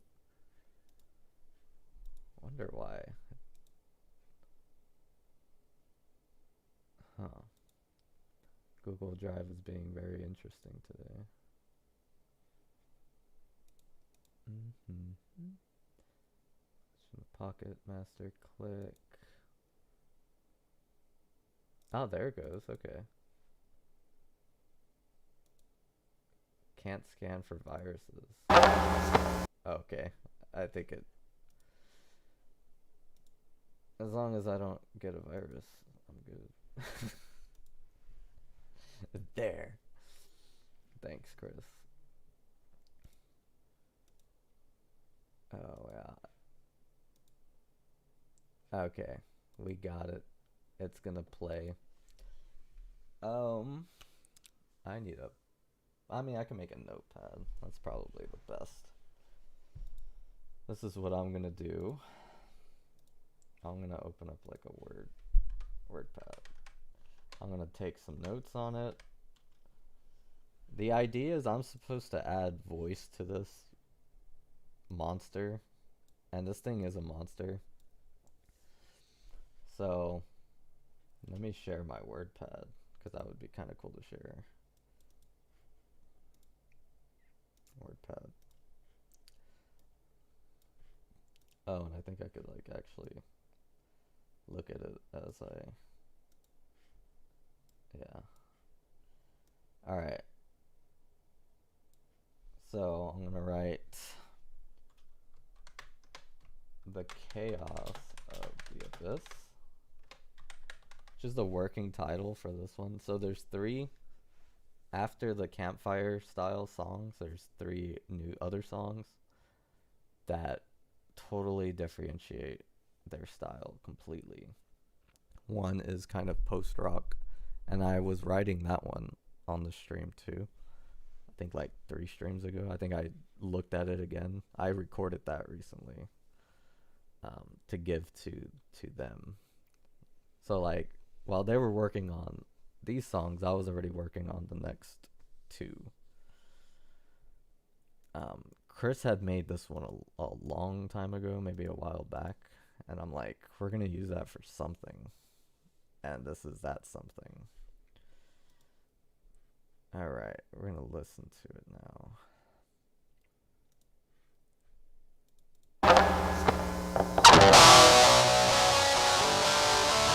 So this guitarist is someone we used to play with when we were like a lot younger. So it's not me playing. This guitarist. So when you play with anyone, and just anyone, you meet people who interpret music totally different than you're used to. And in music school, you're taught to look down on these people. You're taught that they don't know this and this and this, so they're not good. But what I find is that like, oh no, they're good. They're really good. Most of the time, they're better than the people saying that, which is crazy. There's some people who know everything and are very good, but there's a lot more people that aren't very good and know a lot, if that makes sense. So we're gonna listen to it. So he's really wild, and Chris made like he programmed a drum part too, if Anthony wants to use that. Anthony, I think, is gonna throw it out. So I forgot what he said. Yeah, I'll just throw that out. It says it's 8 minutes. I feel like something just didn't get cut at the end. Okay, because I know it's just a demo.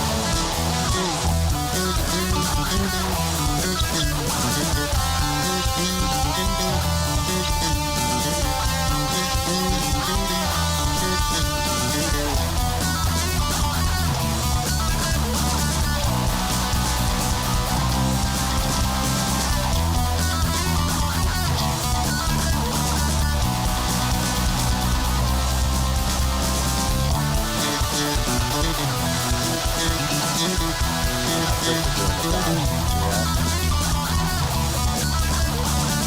Actually, I'm not doing it, but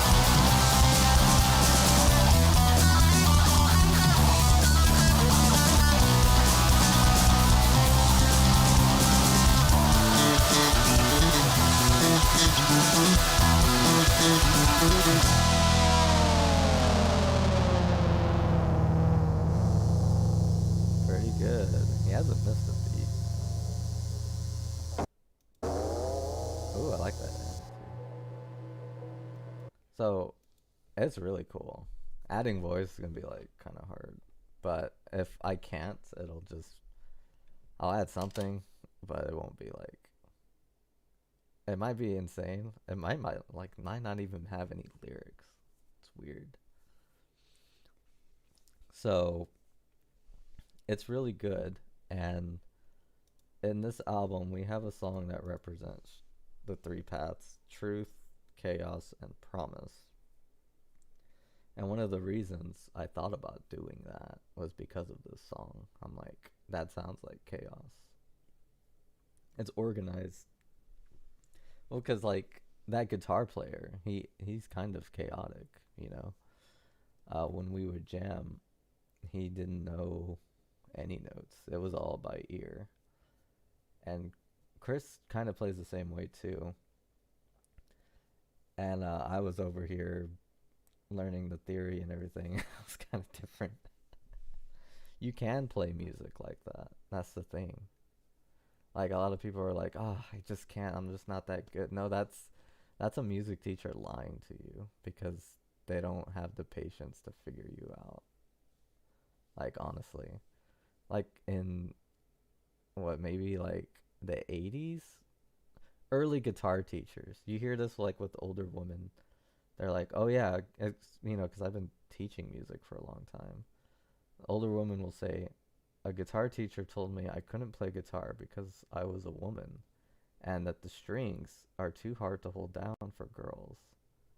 It's complete BS. A lot of my best guitar students are girls. And there's so many ways to get around pain in the guitar. Yeah, those Synthesia videos, like a lot of piano teachers frown upon them. I'm just like, no, you find every type of video that you can and learn from it. Like, I think music teachers are kind of scared of like losing students to these self-learning apps, but you can get somewhere with them. Will you know everything there is about music? Probably not. Will you have a good idea where to start? More than likely. Because I don't know everything, you know? Like, you'll never learn everything. You can hire a music teacher. Some of them are really bad. um, but yeah, you can definitely play music like that in a month, maybe. Maybe 2 months, depending on who you are. Depending on how natural it comes to you. That's one thing I wish wasn't true. Is it comes differently to different people. Um, I think I was teaching this little girl pulse, and she had like an offbeat. She was like doing hemiolas with it. It was just like people just get music differently. It's not that some are musically inclined or not. It was an amazing song. We're gonna keep listening to it because I have to add things to it, and I'm still at square one. So we're gonna see what voice would sound like with this. So I'm just gonna scat. Um, Something I might think about too is there's might be some parts like where it makes more sense for Chris to sing because his voice goes really well with tone, this tone that this song has. Whereas my voice, I'm a bass, so like it might not be perfect everywhere. It might be good in some parts. It might not. We'll see. Because I'm not gonna like. I mean, I can scream, but I don't generally scream. Took me just learning like one set to some Studio Ghibli song. That's because piano is really hard. Piano is hard. I will give it that. Like they say, start with piano. You can. Um, I would recommend like learning your chords first, like on piano. That way, and then like try to play and sing first, and then once you get the hang of that, you'll learn timing and you'll have a good time doing it too. And then you'll be ready for like classical or anime music. Anime music is like super hard, believe. um, because I teach some of the older kids too, and they're obsessed with piano anime. They're like, "Can you teach me this song?" And it's like freaking hard, and I'm just like, "We're not gonna back down from this. We're gonna learn it together," and we do, and it's a good time. Um, they're very interesting. Like I don't, they jump around like those anime songs. Left hand's usually really easy though. It's just like the right hand. I don't think so. I haven't seen that piano cover. I don't really watch too many. I'm not really into anime music. It's just some students I have are, and I'll get into it for a little while, and then once they moved on, I move on too. But it always impresses me. All right, back to the song. We need to scat it. Let me check if I am doing this for too long. No, I'm about to do it for too long. But here we go.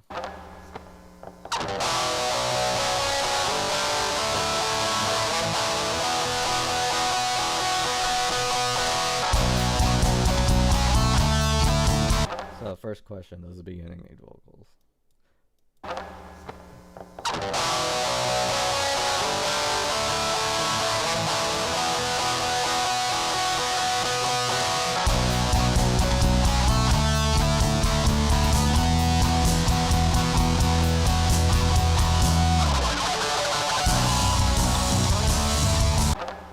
Okay, so this is what the song would sound like if it had vocals in the beginning. It works.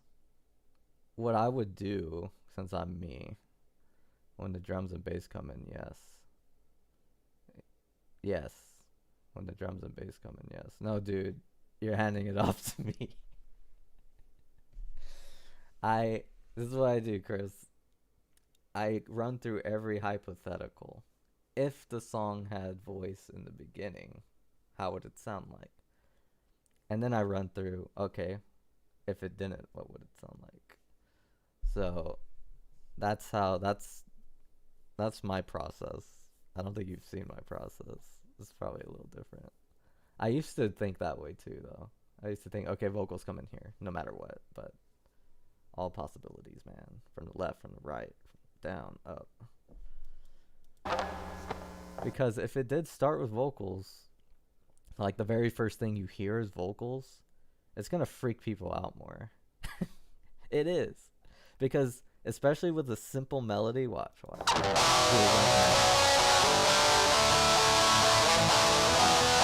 didn't do it right now. Let me do it right now.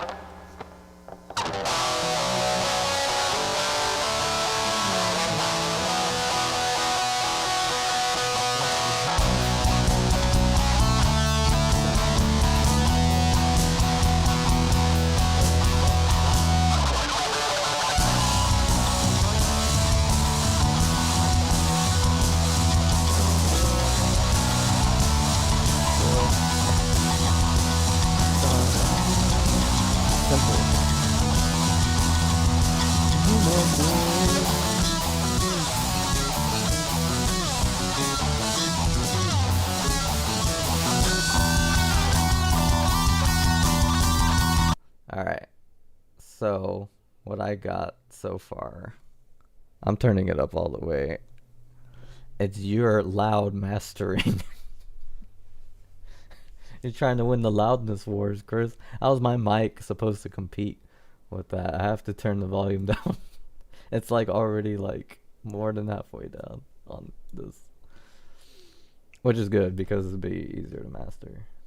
Sorry. No, it's good. It's just doing this setup, it kind of makes it kind of tough. But if it did have vocals in the beginning, that's how it would be. I think that would freak the audience out more because I'm planning for the vocals to get out of the way as much as possible. So if we play it live, I can have an easy day, you know.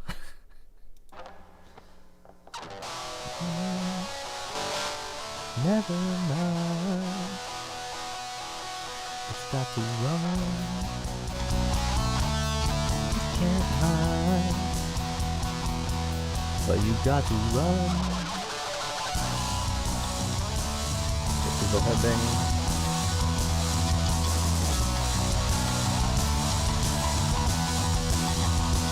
It's alright. Maybe louder than the rest.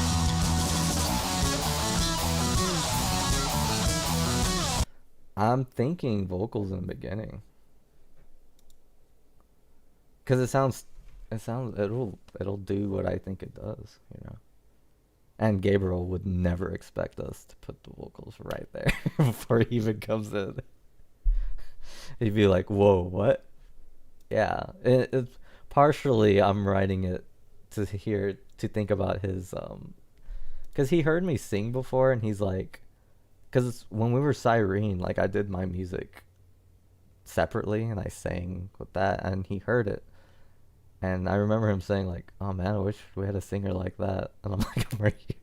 But I was playing drums back then. It's kind of hard to play. But I think the last time we did jam, I did sing, because it's just fun. So the goal was to add voice. The backup plan was to just add keys. I don't even know if it needs keyboards at all. We'll see. If it does, it'll be like very subtle. Like long after everyone records. Okay. I'm gonna run through it again.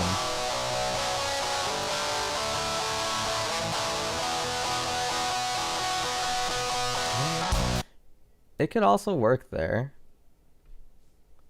So the song is gonna have lyrics. That's kind of cool.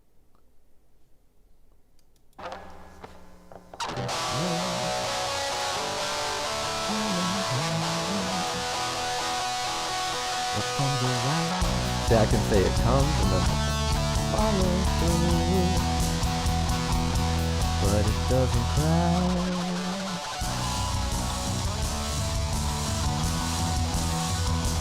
Come and run, but it's alright.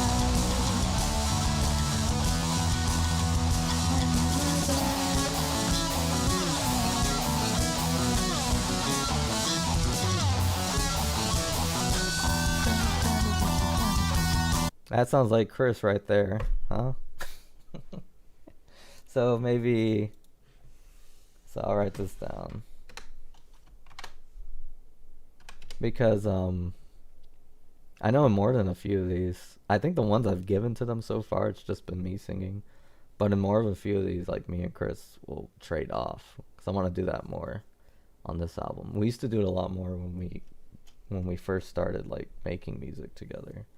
Like we'd make songs where we trade off the vocals. And like I guess as we started like forming Phoenix Splash, we stopped doing that and everyone would just kind of sing their own songs. Except like what Buster Punch's old song when we tried to have like a ton of singers. So it's 042 I'll probably sing. And then Chris takes over, yeah. I could write what he sings. I'll give him a suggestion. And he could mix it with his voice because he'll know like what sounds good.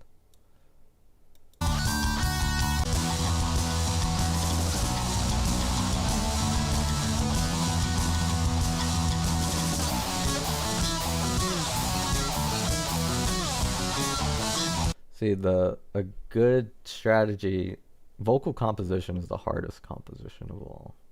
Because you gotta know your singer. Like, especially if you're writing for a singer, it's incredibly hard. Because you have to know them. Because every human has like a different range. They have different, like I'm a bass. I don't know what the heck Chris is. I used to think he's a bass too. When he talks, he's a bass. When he sings, he's like He's something else. I don't know. But he sings higher. Like his vocal range sounds better higher than mine. Like mine sounds kind of annoying. So I stay like lower these days with the new music ever since like Melancholy Dream. And Mayday I kind of sang higher, but I'm going like lower and lower and lower and he's just because it makes a bigger difference between our voices too. So I think it'd be cool. Rather than competing for the same notes, we stay out of each other's way vocally. So he's up here and I'm like singing notes down here. Cause I got, I'm getting better at the lower tones. Still practicing though. Yeah, so Chris takes over there, so we'll have a good. Cause I'm planning to get into the low range, even on this song.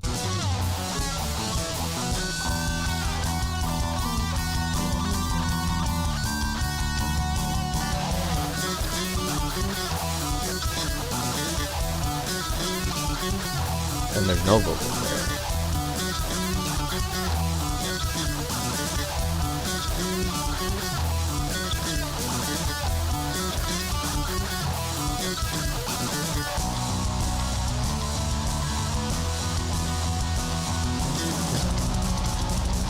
Then I come back in there at 105. I'm thinking during all that, there's no vocals at all. We're all just because I might add a keyboard part if it's a duet. Like if we play it live, I'll want something to do. Just standing there, waiting for my easy singing part. So at 105, I will come in.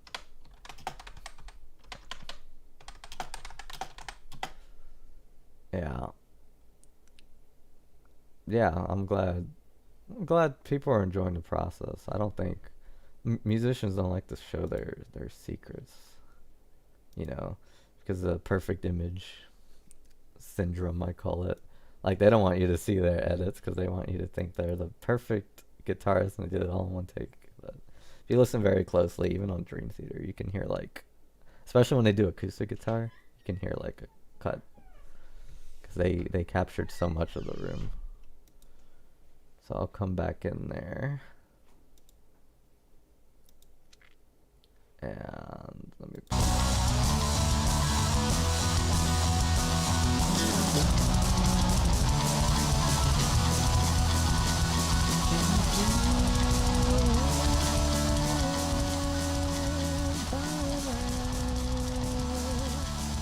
Something like that. First comes back in there, maybe. I don't know. Can he do that while singing? Play it live. We probably won't play this live. Oh yeah, this drum part. You're gonna kill our boy, man.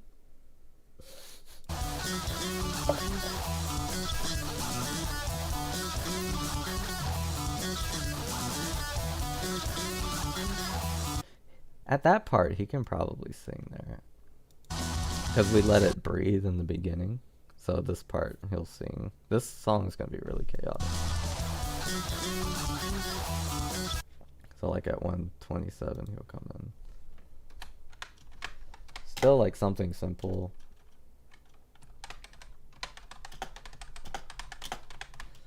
Because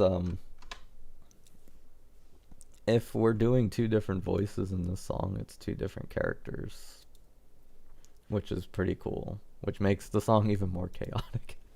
It's like, do you know there's a story going on in this song along with all this other crap?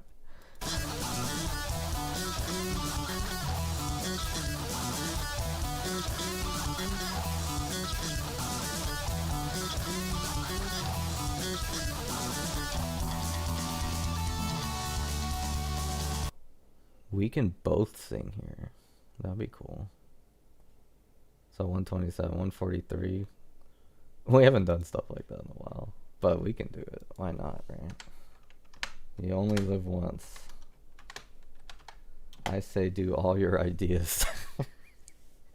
No matter how bad they may be. I don't know. Both are singing. Both singing.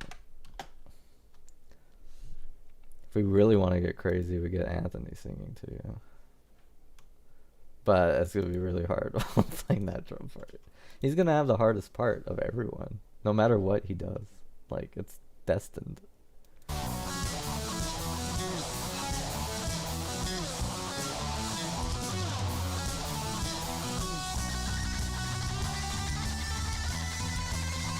And of course, at 155, that's where he starts shredding.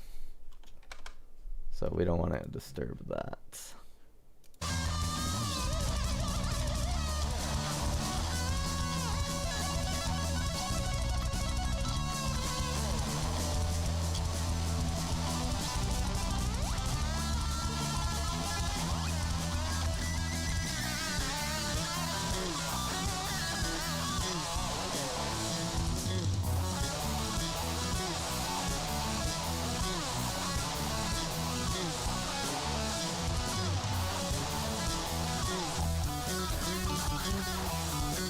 Oh, I just remembered.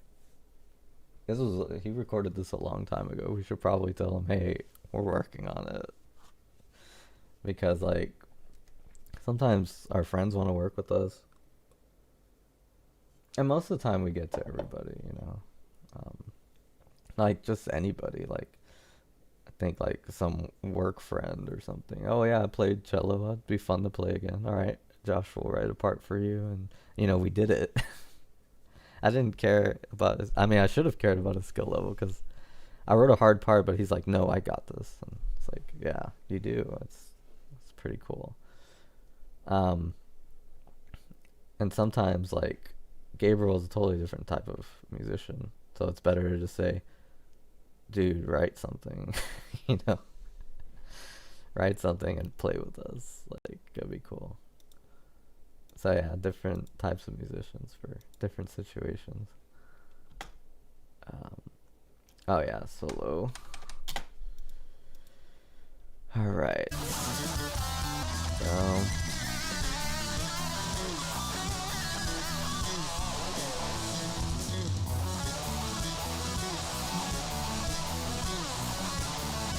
vocals could come back.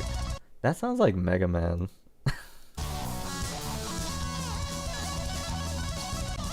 It's like the same. I mean, it's cool. I like it. But it reminds me of, like, that old cartoon. I always liked the opening. Sounds like really cool.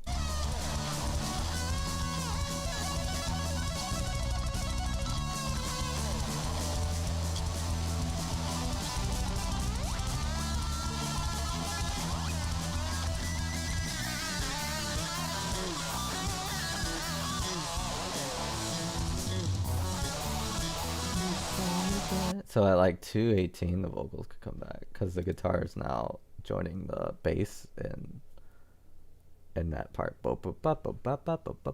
So it's going from melody and then stepping back for something else to take over. But there's nothing there, and that's where this is coming in.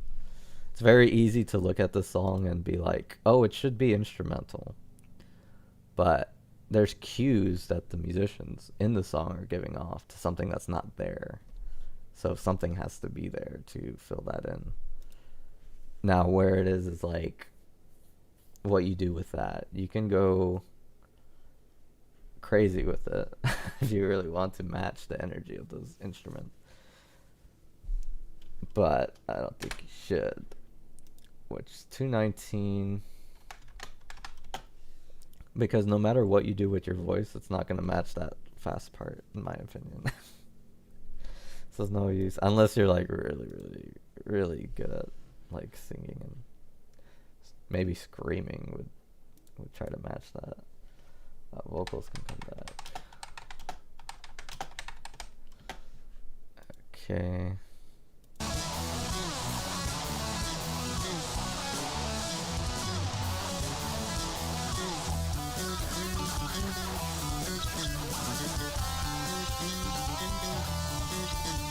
Okay, something's happening here. Let me see what's going on. See, Gabriel's wild. I can predict what Chris does. I can predict what Anthony does, because I play with him longer. But I cannot predict what Gabriel does. I never could. It was always, it made it fun though, you know. It's like, wait, what? And sometimes with Anthony, I can't predict what he does either, to be honest. Um, but yeah, it's always like I get tossed, like, whoa, that's not.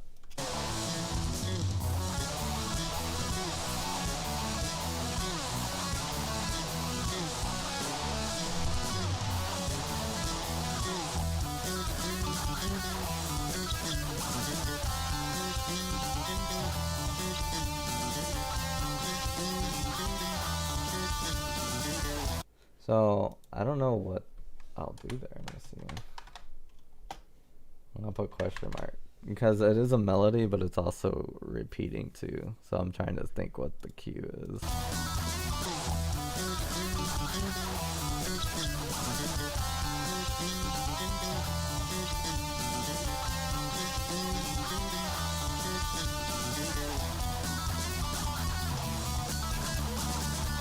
Oh, it definitely should be vocals here because the bass setting that up.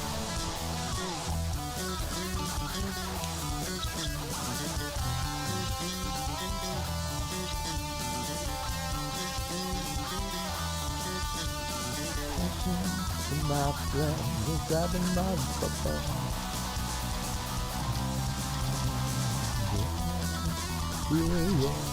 So if I'm singing in this song, it needs to be what I call my sad voice. That's the first song I use it in. I use it in Crappy Christmas and Sad, where I'm just strong bass singing, and it works with guitar really, like a distorted guitar, pretty well.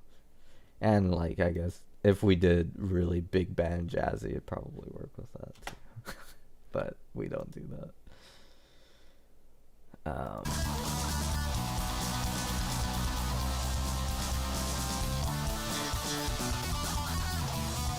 So like 2:35 vocals can come back.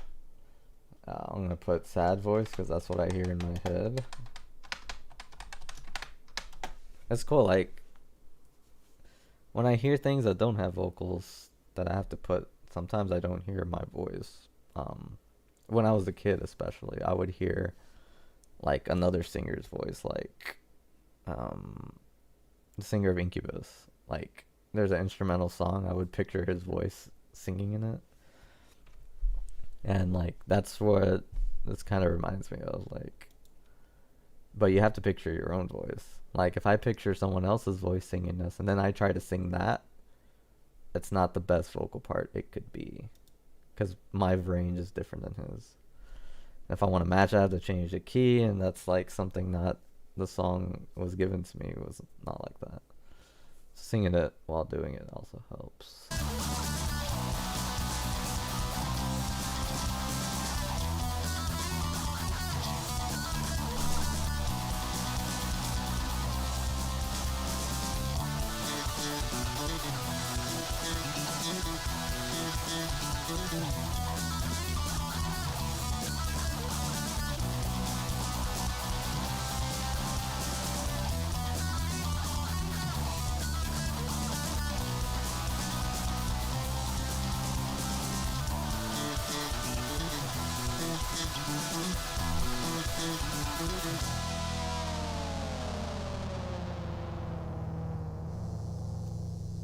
Okay, so I'm gonna look at the information I have, and this will be, yeah, that's probably the end of the stream. Coming close. So the notes I have, the song is called Chaos of the Abyss. That's the working title for it. It's one of the three paths of the channels, whatever thing is going on. And there's two singers, Chris and myself. So that's where I'm at with this. So concept, because we got to be singing about something. So this song comes after Truth of Nothingness, where they're going through just this. Oh, let me explain the story so far. So Hatman, Explosion, and Pocket Master meet in the first three songs. And Pocket Master, actually, first 4 songs. There's another song y'all haven't heard yet, that we're already starting to work on. But it's called Pocket Master, and in that song, he gives them an item he took from a dream, which is the wings of a phoenix. And what these wings do is it makes them elevate. Their goal is to get to paradise, but it just makes them elevate endlessly, no matter what. Like, it doesn't stop. So they're in this place called Red, which is like kind of like a banishment for shadows, and then they rise, and they go to Truth, and then that's where the Song of Nothingness takes place. Then they go to Chaos, and that's where this song takes place. So Chaos is very different from Truth because it's an abyss. So technically it's endless. So it's a little more brutal than the other ones as far as like endurement. Because nothingness is just empty. And Chaos is an abyss. And Paradise is like happy times. So this song, they can actually have dialogue. Like, it makes sense for them to have dialogue. So I'm thinking it'll be Hatman and Pocket Master. They're going to be talking about conversating about going through an abyss.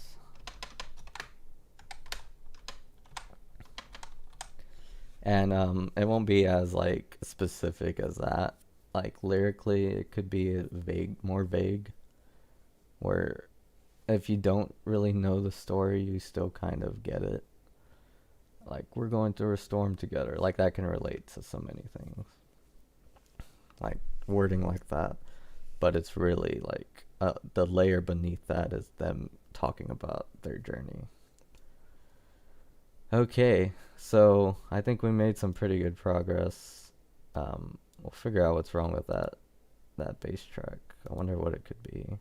But I'll probably just scoop it together. Like, it sounded really good, so it's worth doing it. If it was just... Well, I wouldn't do that. If it was just a simple bass part where he just plays one note, like, maybe I would... I think even then I would still edit it. Like, no problem. But this is what I got so far here. Okay, it's time for... Polly is backwards. I think I put another ad. I didn't have it up here. I guess because I'm not really... I guess when I do that, I'll do that. But there's some projects available on our channel, like the code. All of these are insane ideas. Not all of them are music. Like, this one's not really music. There's background music I made for it, but it's mostly like a test to see how far we can play around with YouTube. And we made the code, so we made this thing where you have to pick a certain set of numbers, and if you pick correctly, you get something. And it's like, it takes you to video to video to video to video. There's a lot of videos. They're all like unlisted, so it's like secret path, secret tunnel. So no one could just click on these videos. And that taught me that you can do that with unlisted videos. Like, you can put them as end tags, which I didn't know before making Melancholy Dream. So that's going to make the channel a lot more interesting. You won't be seeing these bulk uploads where it's like 20 videos at once. This will reduce that to like, you just see one video, but really like 30 have been uploaded. And when we do Dream Crack, it's going to be insane. Like, the casual YouTuber will see like, oh, Phoenix Splash uploaded a new music video. It's called The Legend of Hatman. So yeah, we did upload that, but that video goes to like a string of videos that nobody can even see unless you click from Hatman. So that's pretty cool. I think like the code by view count didn't do well, but you know, that's not what this is about really. This is about going crazy with YouTube as the way I do, because that's the person I am. I'm not like, I tried to do like reaction stuff in the past and reviews, and I'm like, this isn't really me. This is kind of everyone else, and I'm more of like a strange artist designer person. And this is a chat with Polly. She'll take you to a melancholy dream. So, this is kind of like a gateway in there. You click on her video. Her other discussions are now unlisted, so like you can't just jump into No. You used to be able to. No had like more views than the other ones. I'm like, oh no. But yeah, she's all fixed up now. And Dream Slot Shot is kind of a cool idea. It's kind of messing around with the pause button and what you can do with that. And I like to do crazy math, so it's like a math game. It's pretty weird. And that's just for our whole channel. And let me see if I can get some other ads too, because they're pretty cool. I like making ads too. It's a passion of mine. When I was a kid, I would make ads for, and Chris would do it too. He'd make ads for his comic books and stuff. This is something coming soon. I'm not entirely sure what this entails yet, but it's gonna be pretty cool. So that's on the way. Notice it says chapter 4. I'm not sure what that entirely means either. But that's gonna be kind of like I think this project is meant to kind of be in between like full band projects, because I noticed like there's not a lot of musical projects and the other stuff that we have to offer aside from music too. It's kind of cool. I'm kind of working with it right now. It's kind of scary too, but do every idea you have. It is really scary, but it's like, it's so scary it might work. Let me see if I have. Oh, this is one I made for Melancholy Dream. So yeah, that's my scary face. I see we've lost some viewers. Just kidding. I got this is our baby right now. Melancholy Dream. It's a big, I don't know, maybe you could call them abysses. I call them like dreams or something, because it's huge. And if you keep clicking through, you'll be like in like, what's going on? You'll be like lost, because some of the videos in here do have like close to 0 or 1 or 2 views, which were by me. Like some of them in the Melancholy Dream have not been seen. And there's items you can collect and cards and all that stuff. Yeah. It's crazy. But I like this direction. And for all the people who kind of miss like the talking aspect of this channel, like musician spotlights, like this will kind of fill that void. Because they're videos in a different way, but you will see like influences pop up in this series, like the bands I would talk about, and just on a deeper level.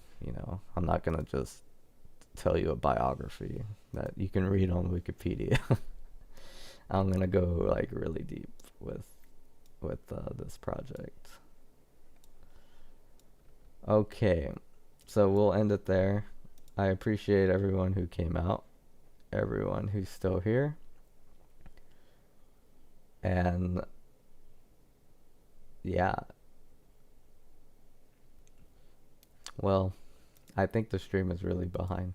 So who knows what's gonna happen when I hit the stop button. But I hope you all have a good one. And I was about to say, let me know if you need anything, but what can I do? All right. I look forward to seeing you all again. It'll probably be a while. I've been working on different projects and scrapping others, so probably be a while till we have another video. All right, kiddos, get some sleep. Good night and goodbye.